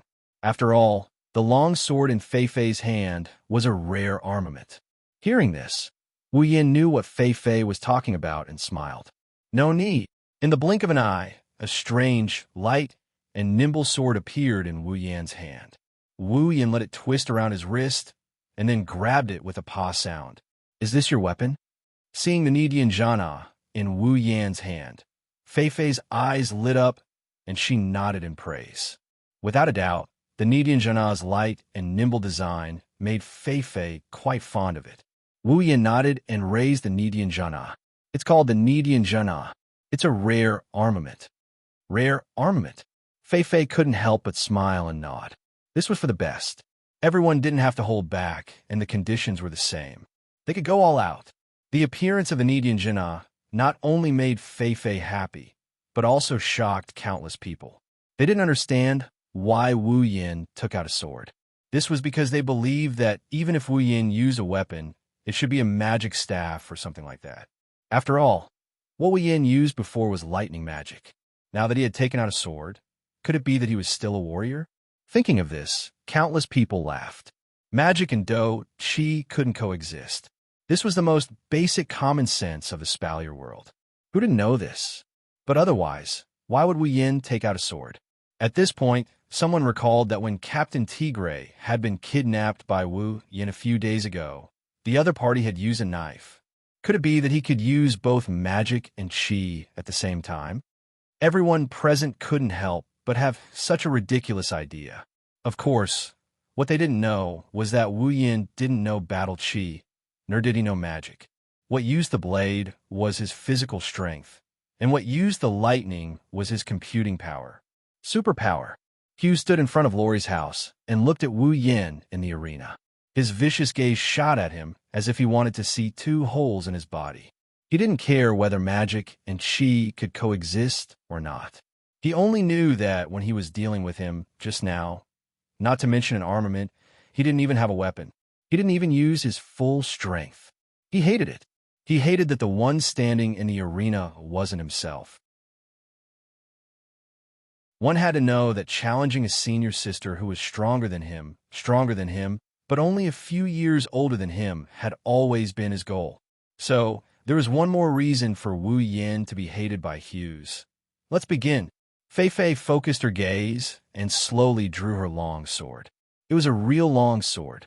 The blade was about the same length as Fei Fei's body. It was bright silver and extremely slender. It wasn't much worse than Wu Yan's Nidanshana. The entire blade was connected to the hilt perfectly. There was no guard, and it looked similar to Wu Yan's Kusanagi no Tsurugi sword. It was just that the blade was longer and slightly curved. Fei Fei stroked the blade and looked at it, as if she was looking at her family. It's called Night Elf. I personally designed it. I asked my teacher to find a tailor-made armament for me. It's also a rare armament. Wu Yan's mouth twitched and smiled. Now, he understood why Fei Fei looked at Nidanshana with love. It turned out that the Night Elf designed by Fei Fei wasn't much different from Nidanshana. They were both light and lightweight weapons. Wu Yan also quickly pulled out Nidanshana. This action made everyone present finally realize that Wu Yan really intended to use a sword to fight. Wasn't he a magician? Could he really coexist magic and chi?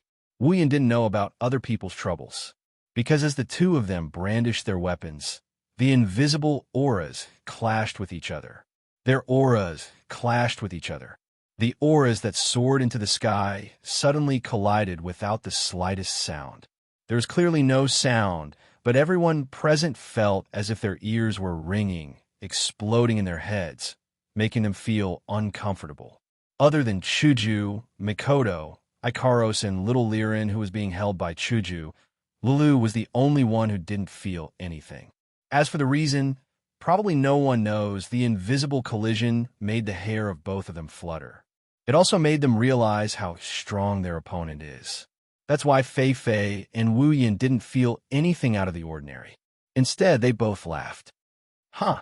At some point, Fei Fei finally made the first move. Night Elf swayed in her hand, turned around, and pointed at Wu Yin. Then she sprinted. Her body turned into a straight line, leaving a long trail behind. Fei Fei charged at Wu Yin.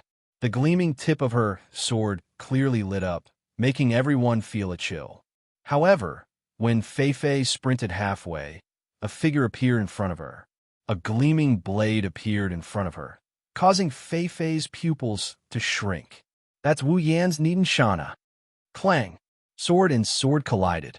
Shockwaves surged. Just like how Fei Fei didn't know how Wu Yin suddenly appeared in front of her, Wen also didn't know how Fei Fei's night elf appeared in front of him. In the end, of course, the two armaments collided. The confrontation turned into a stalemate. The two blades were in a deadlock, constantly rubbing against each other. Sparks flew from the friction like raindrops. As expected, Fei Fei is very strong. Wu Yin looked at Fei Fei's face that was close at hand and said with a smile, "That's the same for you." Fei Fei was also very happy. This kind of battle between confidants was what she had always been pursuing.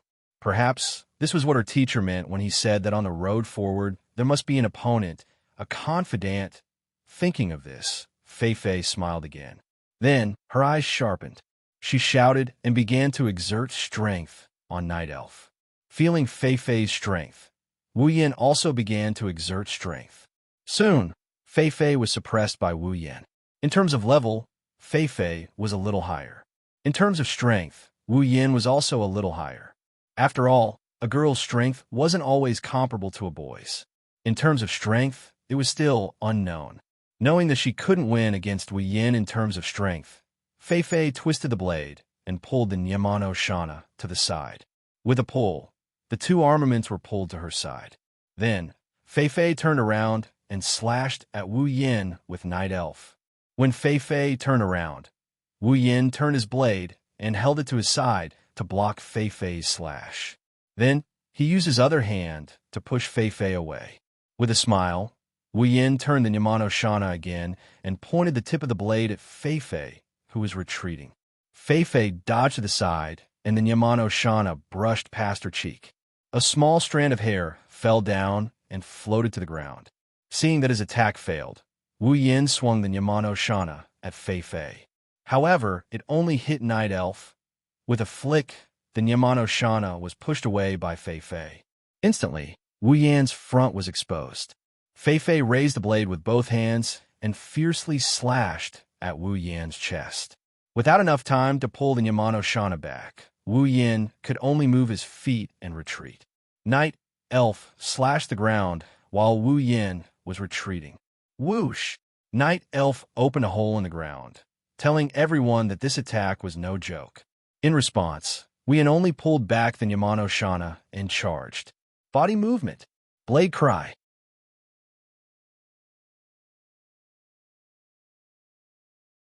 Chapter 131. Behurl, Medobia's main gate. The entrance of the Medobia family was quite spacious. Judging by the number of people present, there were at least 1,000 people standing here. However, in this place filled with thousands of people, there's not even the slightest bit of noise. They're very quiet as they look at the center of the stage.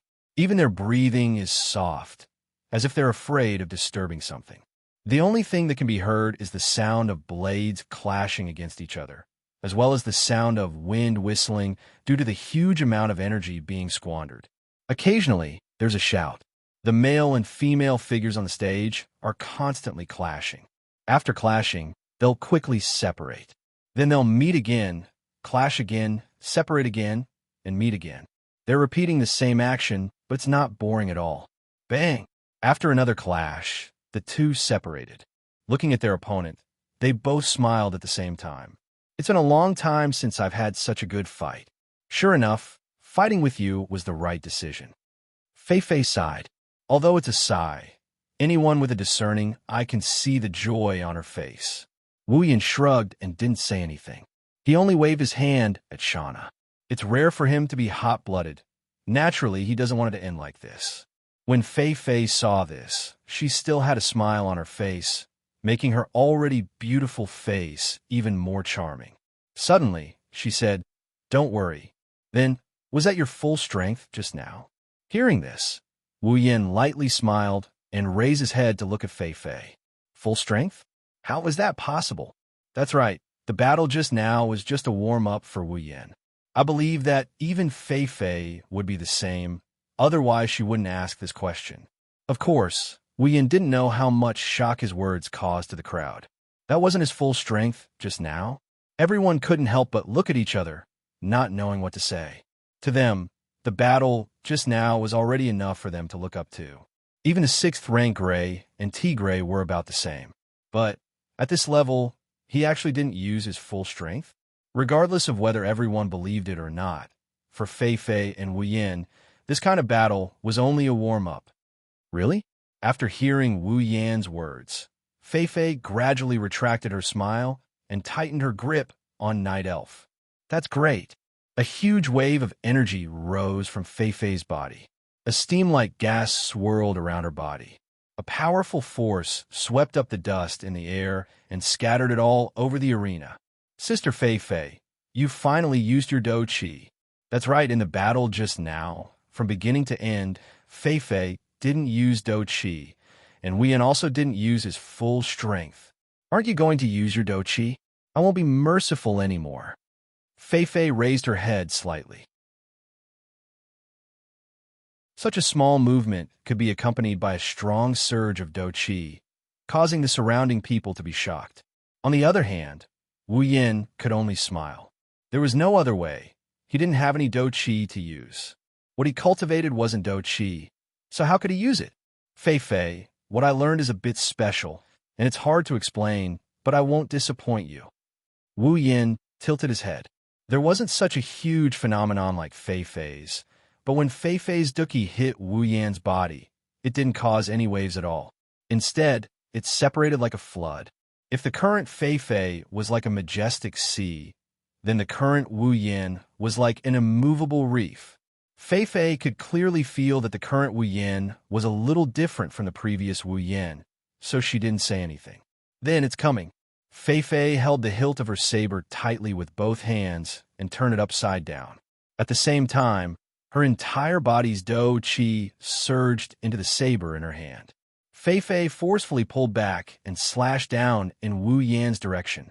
A dazzling sword beam made of Do Chi shot out from Night Elf towards Wu Yan. In the blink of an eye, it arrived in front of Wu Yan like a hot knife through butter. Wu Yan's expression changed. He shouted and raised Nidian Janna to meet the attack instead of retreating. Nidian Janna slashed at the saber with a loud bang, and the saber slammed into Nidian Janna's saber. An indescribable force came from Nidian Janna's saber and pushed Wu Yan back.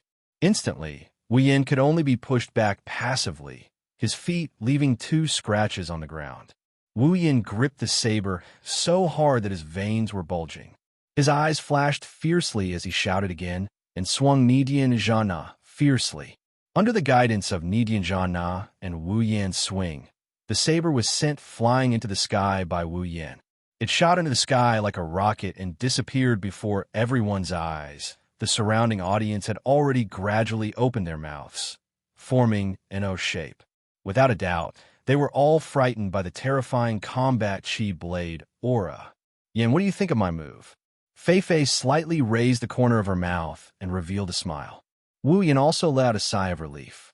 He opened his hands that were holding the saber to release some of his strength and smiled slightly. Not bad. It's quite powerful. Oh, then, take another move from me. Do Chi once again surged towards Night Elf. A thin light appeared on Night Elf's body, illuminating Fei Fei's beautiful face. With a raise of her hand, a second saber beam shot towards Wu Yan. This time, Wu Yan didn't wait for the saber beam to get close to him. Instead, he directly stepped on the ground and leaped towards the saber beam. He raised Nidian Janna and stabbed toward the center of the saber beam. A burst of light came from the tip of Nidianjana's saber when it came in contact with the saber beam. Following that, a muffled sound rang out.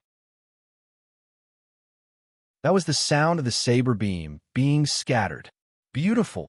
Even Fei Fei couldn't help but praise Wu Yan. She naturally knew the power of her Do Chi saber beam. With Wu Yan's strength, although there was no doubt that he would be able to block it, it would be quite difficult for him to do so. However, she didn't expect Wu Yan to actually use a single point to break the surface, greatly increasing the power of his attack and neutralizing it. After breaking the saber beam, Wu Yan didn't retreat.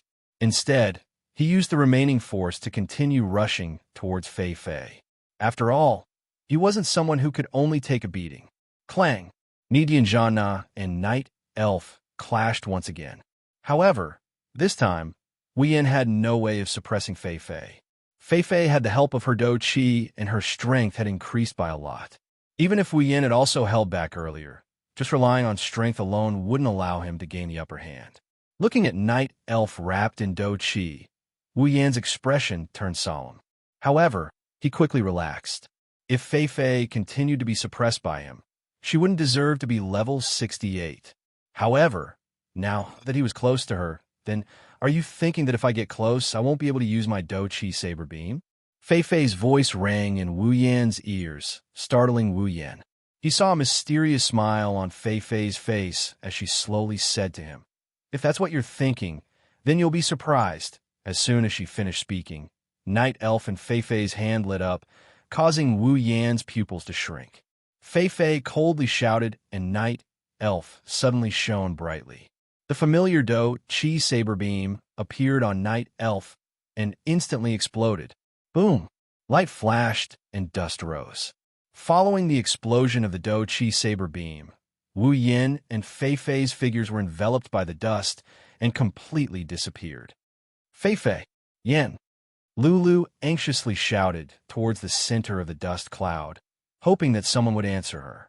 She was most afraid that someone would get hurt. Unfortunately, no one answered her. This made Lulu even more anxious. However, soon, a slender figure flew out from the dust cloud, causing her to relax a little. Fei Fei forcefully stopped herself and stood on the ground. She raised her head and looked at the dust cloud with a stunned expression. A silver-white saber extended out from the dust cloud. With a wave of the saber, the dust cloud was dispersed, and Wu Yan was standing there unharmed. Seeing Fei Fei's stunned expression, Wu Yan smiled. "Fei Fei, what do you think of my move?" Fei Fei stood up, smiled, and nodded seriously. "Not bad, it's quite powerful."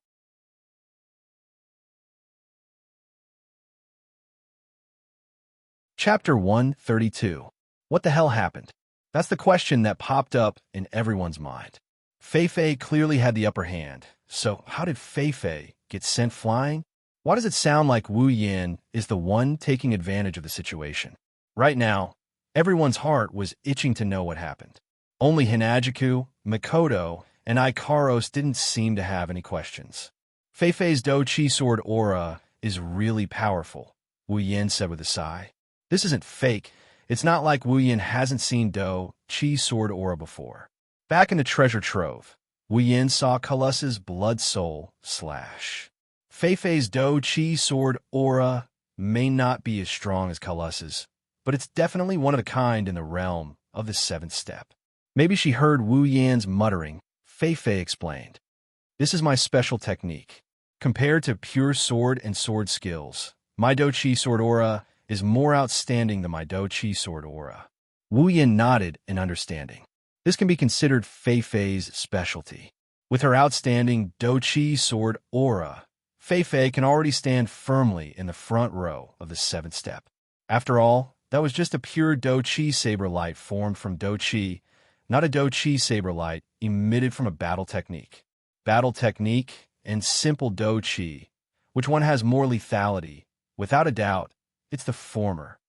Then it's my turn to ask. Fei Fei's beautiful eyes looked at Wu Yan and asked curiously, "What method did you use to cancel out my Do Chi sword aura and send me flying?" That's right. When Fei Fei released her Do Chi sword aura, Wu Yin used some unknown method to cancel out her Do Chi sword aura and even send her flying. Oh, Fei Fei, you didn't see it clearly? Wu Yin pretended to be surprised and then smiled wickedly. Then I'll use it one more time. This time, you have to see it clearly.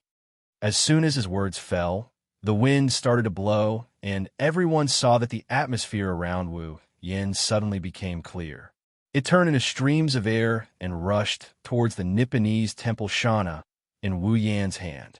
Fei Fei's expression tightened. She raised Night Elf and faced Wu Yin with a sense of urgency. She could feel that at this moment, the sword in Wu Yan's hand became a little dangerous. The streams of air flowed towards the blade and then rolled onto the Nipponese temple Shana. As more and more streams of air rolled onto the blade, all of the air seemed to be absorbed into the Nipponese temple Shana. With a buzzing sound, the Nipponese temple Shana suddenly trembled and emitted a fiery red light. Little bits of sparks jumped out from the blade and merged into it. A red halo surrounded the blade and made it extremely dazzling. Do Chi sword aura. Fei Fei looked at the strange state of the Nipponese temple Shana in Wu Yan's hand in surprise. She really didn't expect that in the end. The thing that canceled out her Do Chi sword aura was also a Do Chi sword aura. Wu Yan also didn't explain. His chaotic return to Horizon Dance was indeed very similar to a Do Chi sword aura. Speaking of which, the range of Do Chi sword aura was very large. No matter if it was a sword or saber-type battle technique, or simply using a sword or saber to strike with Do Chi, it was all called a Do Chi sword aura. After Fei Fei's surprise, she became excited. In the past, she had always used her Do Chi sword aura to suppress her opponents. She didn't expect that there would be a day where she would be suppressed by a Do Chi sword aura. It was really refreshing. Then let me see how powerful your Do Chi sword aura is. Fei Fei was ready for battle. She quickly mobilized the Do Chi in her body. She wasn't Wu Yin and didn't dare to block a Do Chi sword aura with her body alone. Although she didn't know that, seeing that Fei Fei was planning to block his chaotic return to Horizon Dance head-on, Wu Yin felt a bit helpless. The power of the chaotic return to Horizon Dance wasn't something that could be blocked head-on. Compared to Fei Fei's Do Chi sword aura, the chaotic return to Horizon Dance was much stronger. Subconsciously, Wu Yin dispersed more than half of the power of the chaotic return to Horizon Dance. Then, he raised the Nipponese temple Shana and slashed it in the air. In an instant, the halo on the Nipponese temple Shana turned into a red arc. It smoothed out the vibrations in the air, cut open the rocks on the ground, and crushed the debris. It was like a red arc of light that attacked Fei Fei. Fei Fei only felt that her vision was filled with a red light. That was the sword aura of the chaotic return to Horizon Dance. It arrived in front of Fei Fei at a speed that was 3 times faster than Fei Fei's Do Chi sword aura. When the chaotic return to Horizon Dance arrived, Fei Fei knew that if she blocked it head-on like Wu Yin, she definitely wouldn't be able to block it. She gritted her teeth, and the familiar light on Fei Fei's Night Elf shone again. Do Chi sword aura. Facing Wu Yan's chaotic return to Horizon Dance, Fei Fei could only use her Do Chi sword aura to attack the red arc of light. Boom! The Do Chi sword aura and the arc of light collided. A loud boom sounded. The Do Chi sword aura and the arc of light violently collided, and the sound of collision was exceptionally clear. Too powerful. Lulu stuck out her little tongue, indicating that she wasn't in the same group as them. The surrounding people also nodded in succession. A battle between rank 7 powerhouses was indeed very terrifying. Even standing far away, they could feel how intense the battle between the 2 people on the battlefield was. The stalemate between sword aura and sword aura didn't last for long. Soon, after an even louder sound of collision sounded, the Do Chi sword aura was torn apart by the arc of light. What? The sword aura didn't dim in the slightest. With a thunderous momentum, it swept through everything in front of it, and then, without slowing down, it blasted towards the dazed Fei Fei. Seeing such a terrifying attack heading towards Fei Fei and Fei Fei's helpless appearance, many women outside the battlefield couldn't help but cry out. Even some men closed their eyes as if they were afraid of seeing a bloody scene and couldn't bear to continue watching. The victor has been decided. Some people who were barely passable watched this scene and secretly thought in their hearts. At this critical moment, Fei Fei's eyes flashed with determination, as if she had made a decision. Under the watchful eyes of the crowd, she closed her eyes. The surrounding people had already started to clamor. To them, Fei Fei closing her eyes at this moment meant that she had accepted her fate. Only two people were shocked after seeing Fei Fei's action. That is, Lulu was stunned. She cutely opened her little mouth and had an expression of super disbelief. Other than her, there was another person who had the same expression, and that was Hughes. Could it be Senior Sister is going to use that move? When he said this, Hughes's eyes were filled with shock, envy, unwillingness, disbelief, and an extremely complicated expression. In addition, there was also a malevolent look towards Wu Yin. What is she doing? This was the thought in Wu Yin, Chuju, and Mikoto's minds. Under the sword aura of chaotic return to Horizon Dance, Fei Fei's body was extremely relaxed. It was as if what was about to come wasn't a fatal attack, but a light breeze. She completely ignored it. She held the sword in one hand, and the other hand drew an arc in the air, as if she was dancing. She lightly tiptoed, and then the night elf in her hand lightly waved it forward. The sword swung down. The world was silent. At this moment, the world seemed to have suddenly darkened, losing all color. Everyone's eyes darkened, and then everything turned black. Only the red arc of chaotic return to Horizon Dance was left shining, and it continued to slash towards Fei Fei. At this moment, a brilliance like the Milky Way, and even more like moonlight, suddenly appeared in this dark world. It carried a beautiful silver brilliance, and it welcomed the red arc of sword aura. When the moonlight and sword aura met, it didn't cause any sound, nor did it cause any energy. It was like water meeting water. They merged, intersected, and merged. Everything seemed so natural. Chaotic return to Horizon Dance was like salt in water, slowly being dissolved by the moonlight. In the end, it directly turned into specks of starlight, and together with the moonlight, it disappeared from this world.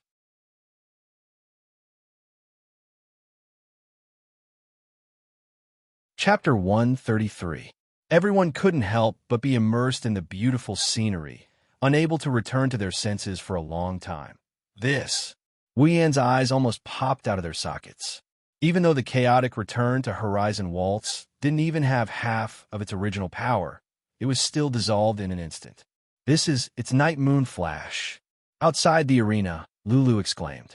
She looked as if she saw a ghost, as if Fei Fei using this skill was something unbelievable. Damn it, I didn't think that lowly commoner could force Senpai to use Night Moon Flash. Hughes hatefully glared at Wu Yin for a while. Even his teeth were chattering. What an unbelievable attack. Chuju praised. After all, she's also someone who fights with swords. Mikoto nodded beside her. Night Moon. Flash. Hearing Lulu's exclamation outside the arena, Wu Yin muttered a few words and remembered the name. Fei Fei opened her eyes and looked at Wu Yin, who still hasn't recovered from the shock. She sighed softly. Yin, you're really strong. That Do-Chi sword slash was also very powerful. If I hadn't used Night Moon Flash, I really wouldn't have been able to do anything other than admit defeat. Night Moon Flash, is that a battle skill? Wu Yin muttered hesitantly, as if he was still thinking about the attack from before. Fei Fei nodded. Night Moon Flash is my strongest combat skill. Other than my teacher, there's never been anyone who could make me use this move before. Of course, it has finally appeared today. That's an honor. Putting on a fake smile, Wu Yin realized that he lost his composure a little. He quickly adjusted his expression and put on a serious face. But that's really a powerful battle skill. Wu Yin calmed himself down and suddenly laughed. It really makes me want to destroy it. Fei Fei was stunned. Not only her, but even Lulu, Hughes, and everyone else present were stunned. They never thought that Wu Yan's first words after seeing such a powerful combat skill would be this. Hughes quickly retracted his dazed expression and revealed a mocking expression. How arrogant. You can still say such words after seeing senior sister's night moon flash. Should I say you're bold or arrogant? Do you think you're so great just because you want to move? It was understandable for Hughes to think this way. After all, even his and senior sister's teacher had praised senior sister's night moon flash. How could a lowly commoner like you be able to withstand it, much less defeat it? Even Lulu was looking at Wu Yan with a hint of suspicion. But she had to admit that after hearing Wu Yan's words, Lulu was also looking forward to it.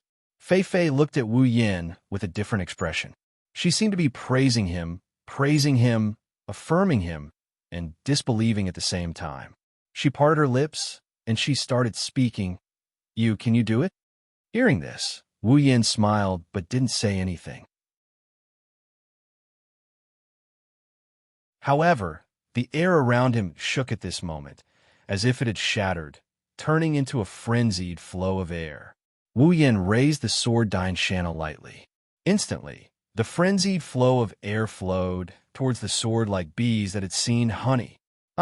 How would you know if you don't try? A violent aura emanated from the small blade. Fei Fei finally became serious. Obviously, from the phenomenon caused by Wu Yan's battle technique, Fei Fei was certain that Wu Yan wasn't joking. Everyone else also noticed this. Wu Yan did the same thing not too long ago. This means that Wu Yan is still using the same move as before. However, the same move brought about an even more intense phenomenon. They were shocked to find out that Wu Yan is using the same move as before. Wu Yan didn't use his full strength in the previous move. The Tier 6 experts who were closest in strength to Wu Yan and Fei Fei were already numb. It wasn't that they didn't know how big the gap was between them and a Tier 7 expert. However, the battle happening in front of them had already exceeded their scope of understanding. Of course, after all, the battle between Wu Yan and Fei Fei was considered a peak existence among Tier 7 experts. As a level 68 Fei Fei, coupled with her powerful combat, Aura Blade, and Night Moon Flash, it wasn't surprising for her to be able to fight at such a level. However, for a level 65 Wu Yan to be able to fight at such a level, even someone of the same level as him might not be able to do so. With the support of Sword Mastery and Chaotic Return to Horizon Dance, Wu Yan had already become one of the top existences among Tier 7 experts. Interesting, the sky darkened again. Day turned into night. Under the colorless night sky, a ray of moonlight descended from the sky and turned into a beautiful Milky Way. It was a Milky Way, but it emitted moonlight. At this moment, it seemed to have turned into a rope. Under the influence of an invisible force, it slowly wrapped around Night Elf in Fei Fei's hand, causing Night Elf's crystal-clear blade to be dyed in moonlight. If this is a challenge from you, then I accept it. Fei Fei raised Night Elf and looked at Wu Yan with a serious expression. Even she didn't realize that under that serious expression of hers, there's a joyful heart. This should be the last. Wu Yan also raised his Nietan Temple Shana and pointed it at Fei Fei. The surrounding atmosphere was constantly replenishing the light, making it brighter and stronger. On one side is the moonlight, on the other side is the flame under the wind. They are facing each other from afar, displaying their power to the sky and the earth. Do your best. Lulu had already forgotten her original intention. Seeing this scene, she couldn't help but cheer. To her, she felt proud that her family and friends could be this strong. Hughes Gray and T. Gray all gulped.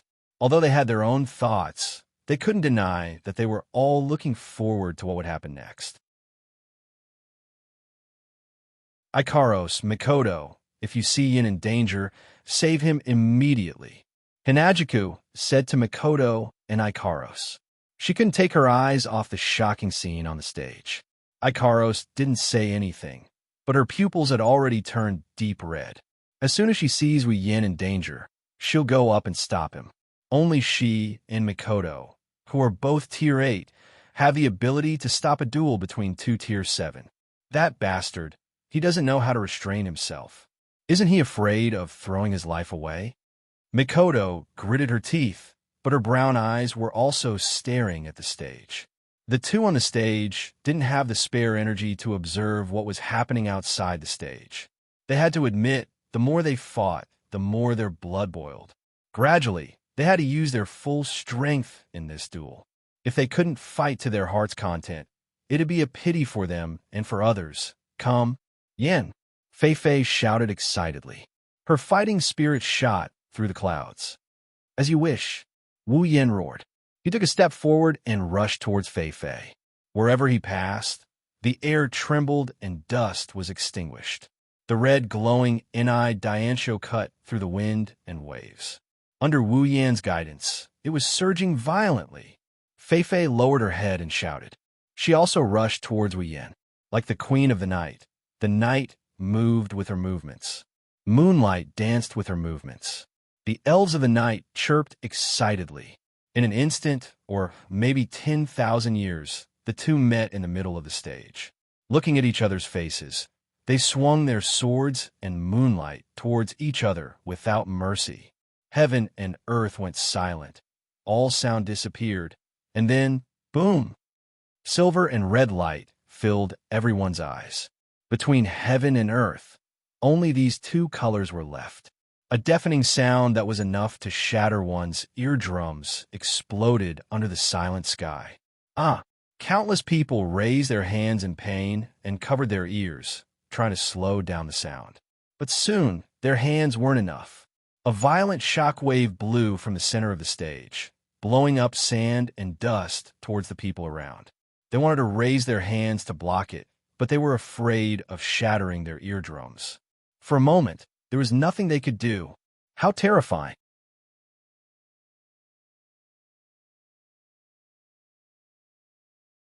Chapter 134. The sky was no longer blue and the ground was no longer covered. At this moment, there were only red and silver lights shining between the heavens and the earth. The sandstorm blew on everyone's bodies, causing them to sway from side to side. When the sandstorm hit their bodies, they howled in pain. However, there was nothing they could do. They still had to cover their ears with their hands. The sound of the collision between the chaotic return to Horizon Dance and the night moon flash was simply too frightening. It was so frightening that if one didn't cover their eardrums would definitely burst from the vibrations. Only those warriors and mages who had cultivated warrior energy and magic power could mobilize some of their warrior energy and magic power to protect themselves from the loud noise, the sand, and the wind. However, they couldn't stop the shock in their hearts. After an unknown amount of time, the howling wind gradually calmed down. The loud noise no longer ravaged their ears. Only then did they slowly straighten their battered and exhausted bodies. They raised their heads with lingering fear and opened their eyes to look at the scene. At the same time, shock and horror climbed up their faces. In the field, the people disappeared. The ground also disappeared. Countless rocks and sand were lying on the ground. The only thing left was a nearly 5 meters deep hole.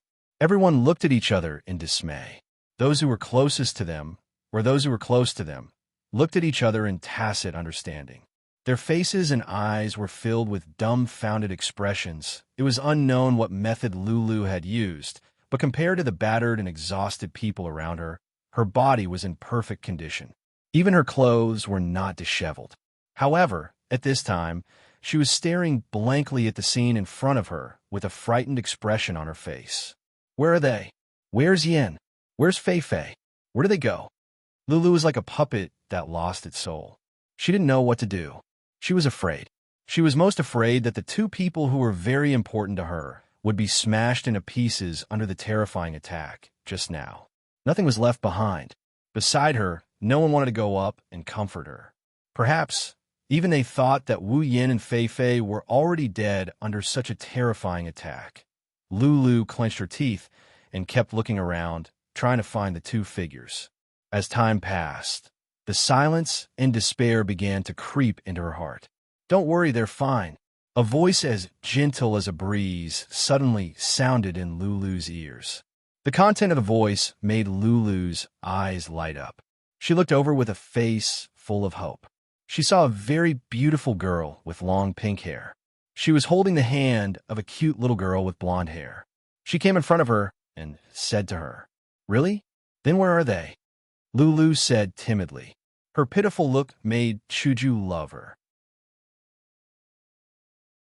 She spoke softly to Lulu as if she was coaxing a child. At the same time, she pointed to a direction. "Look, they're over there." Everyone's eyes immediately looked in the direction that Chuju pointed. What appeared in front of them were rocks and rocks. There was no one at all. They looked at Chuju suspiciously and confusedly. "Let's observe carefully." Hinajiku was both annoyed and amused at the same time. From the looks of it, she couldn't do anything about the way the people around her looked at her, like she was some kind of fraud. Hearing that, people began to look for it seriously. Soon, someone exclaimed and shouted loudly, "Look over there." In a very inconspicuous corner, behind a rock, people saw that there was a black wall and a crystal-clear, transparent blue wall of light. Just as everyone was wondering what that was, the black wall started to slowly shatter and scatter. At this moment, everyone could clearly see that those were black granules. The black wall scattered and turned into black particles.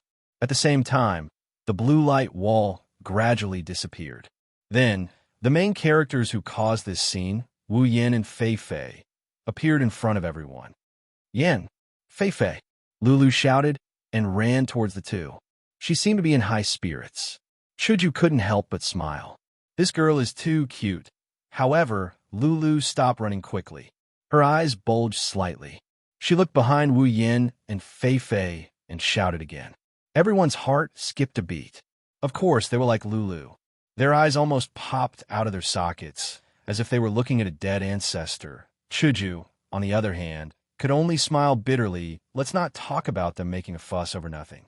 Although today's events have already left them with a lifetime of shock, the scene in front of them still shocked them. "Oh my God, is that an angel?" Yes, the one who made everyone's eyes pop out is Ikaros. A pair of blue light wings fluttered behind her back and suspended her in midair.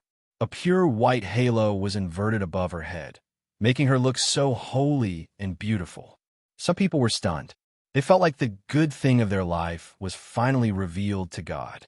That's why an angel came to visit them. Some people were infatuated. They felt like they have no more regrets in their lives. Perhaps she didn't like everyone's attention on her. Ikaros spread her wings of light and turned them into a pair of pink wings.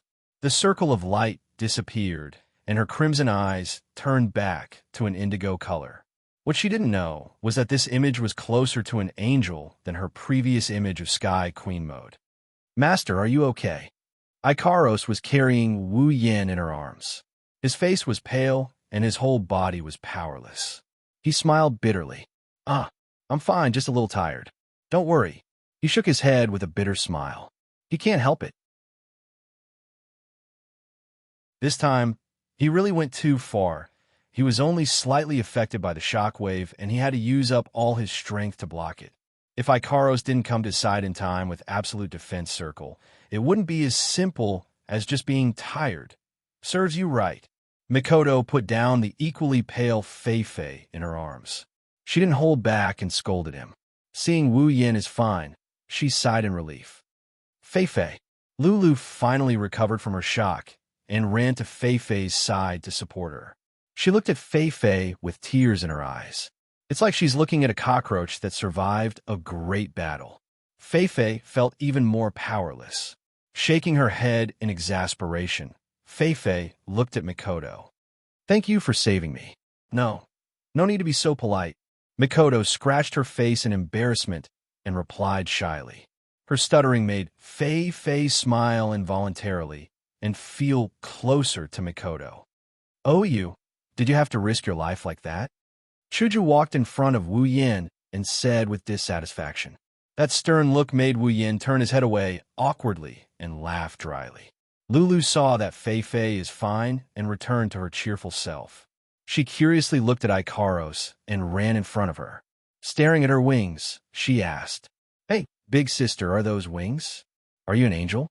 Ikaros didn't know what to do with such a passionate attitude. She could only walk to Wu Yan's side in silence.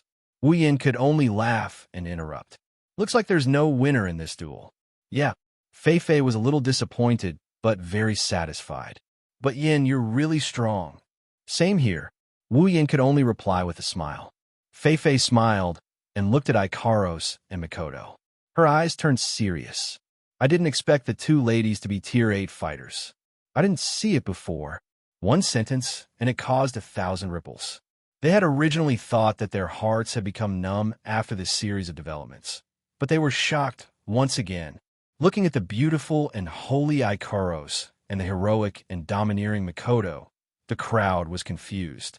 They're both Tier 8 fighters.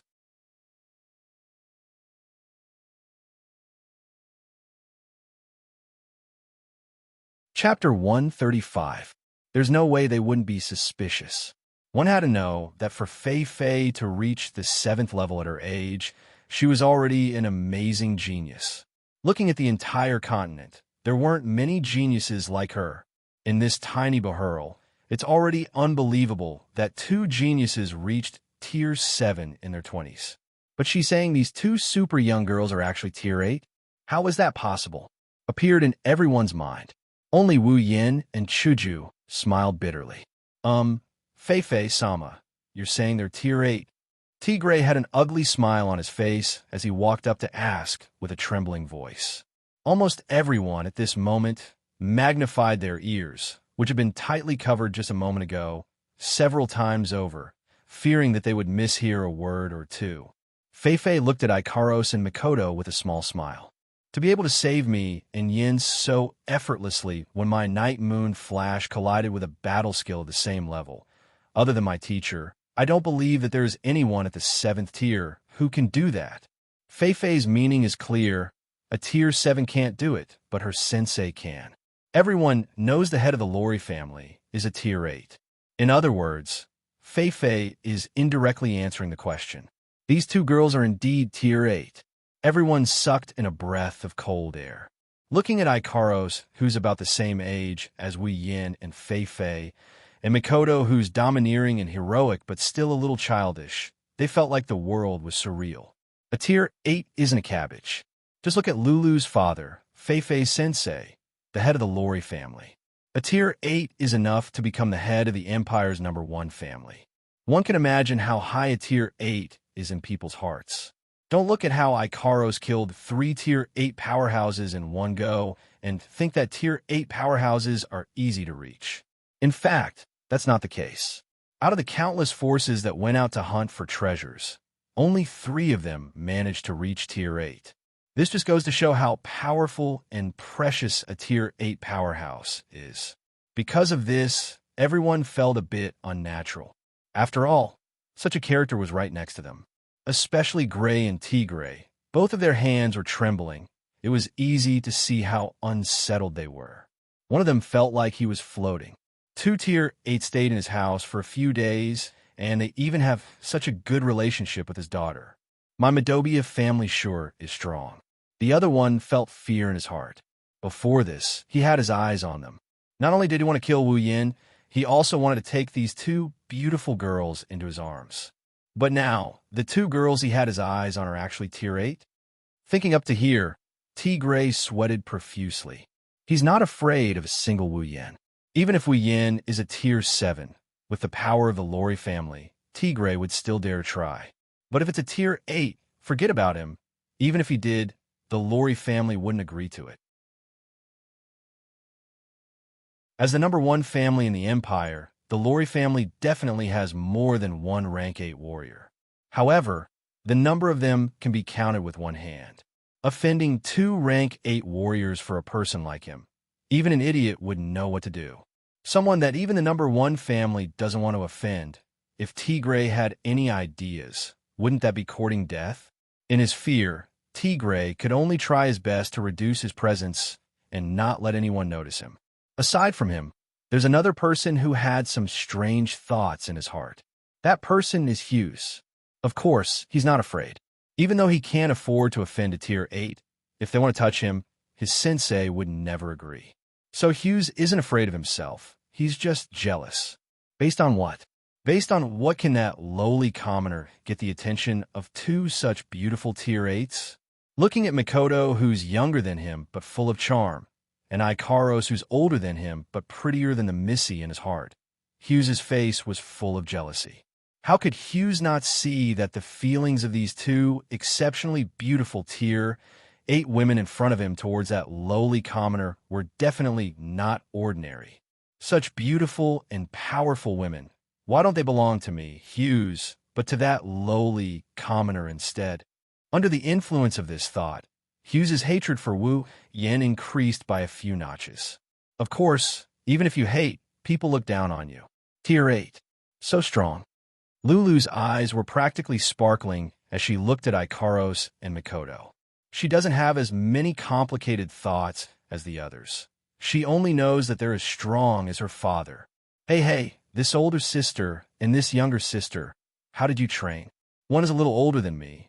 The other is a little younger than me. How did you train so well? Lulu stared at the two with starry eyes and asked, It's nothing. It's just some casual training. Even though Makoto wasn't happy with Lulu's description of her as a little bit smaller, but Lulu's current appearance really did resemble the twin ponytail juniors who came to her bed every night. Makoto shuddered and hurriedly said perfunctorily, "Of course, the words out loud are pretty shocking. Casually training, and you can train to tier 8 and whatnot." It made everyone's eyebrows twitch uncontrollably. In fact, Feifei was also curious about Ikaros and Makoto. They're more talented than her, but she didn't feel any jealousy. She's just curious about how these two girls could train to her sensei's level at such a young age. But seeing Makoto's perfunctory answer to Lulu, Feifei knew that this kind of training is an absolute secret. Of course, it's not something that can be casually mentioned, so she didn't ask. She just made up her mind to train harder in the future. Hearing Makoto's words, Lulu could only pout and look at Chuju. Yeah, Yin is so strong. So, is this little sister, and that big sister over there is also very strong. Don't tell me this little sister is also a tier 8? This sentence is purely a joke, Lulu said. What she didn't know is that her words made everyone's heart jump to their throat. The way they look at Chuju changed. Chuju can only bitterly smile at this. I'm not as strong as Ikaros and Makoto. I'm only a tier 7. Another tier 7. Feifei bitterly smiled. The rest of them compared themselves to the others. Everyone here numbly realized that they've wasted so many years of their lives. As for Tigre and Hughes, one is more afraid and the other is more jealous. Wuyin, who's been sitting on the ground all this time, sighed helplessly at the girls who've fallen into a daze because of their strength. All right, let's stop chatting over there. Let's go back. I don't want to sit here and chat. Ikaros quickly helped Wu Yan up. Chuju and Makoto also hurried to Wu Yan's side. Seeing this scene, if the people here didn't realize that Wu Yan is the center of attention, then they're not very smart. This scene also made Tigre's heart drop. Looking at the person he's been trying to get rid of for the past few days, Tigre's heart is filled with fear. So, he quietly retreated, planning to leave without saying goodbye. Wuyin, who's being supported by Ikaros, saw this scene. So, he suddenly thought of something. All right, Commander Tigre, you're here to look for us, right? Is there anything you need? With a swoosh, everyone's gaze landed on Tigre. Tigre's face stiffened. Under everyone's gaze, he stuttered. In nothing. I am just here to pay a visit. Oh, a visit, of course. Wuyin grinned as he said this in a weird tone. Then, Commander Tigre, why don't you come in and have a seat? In no need. I still have things to do. I'll take my leave first. After saying that, he ran away with a swoosh. Wuyin, Chuju, Makoto, Lulu, Feifei, and Gray looked at each other and laughed out loud. You're tuning into the Warrior Lore YouTube channel. Don't forget to subscribe and join us on this journey to catch the most captivating stories.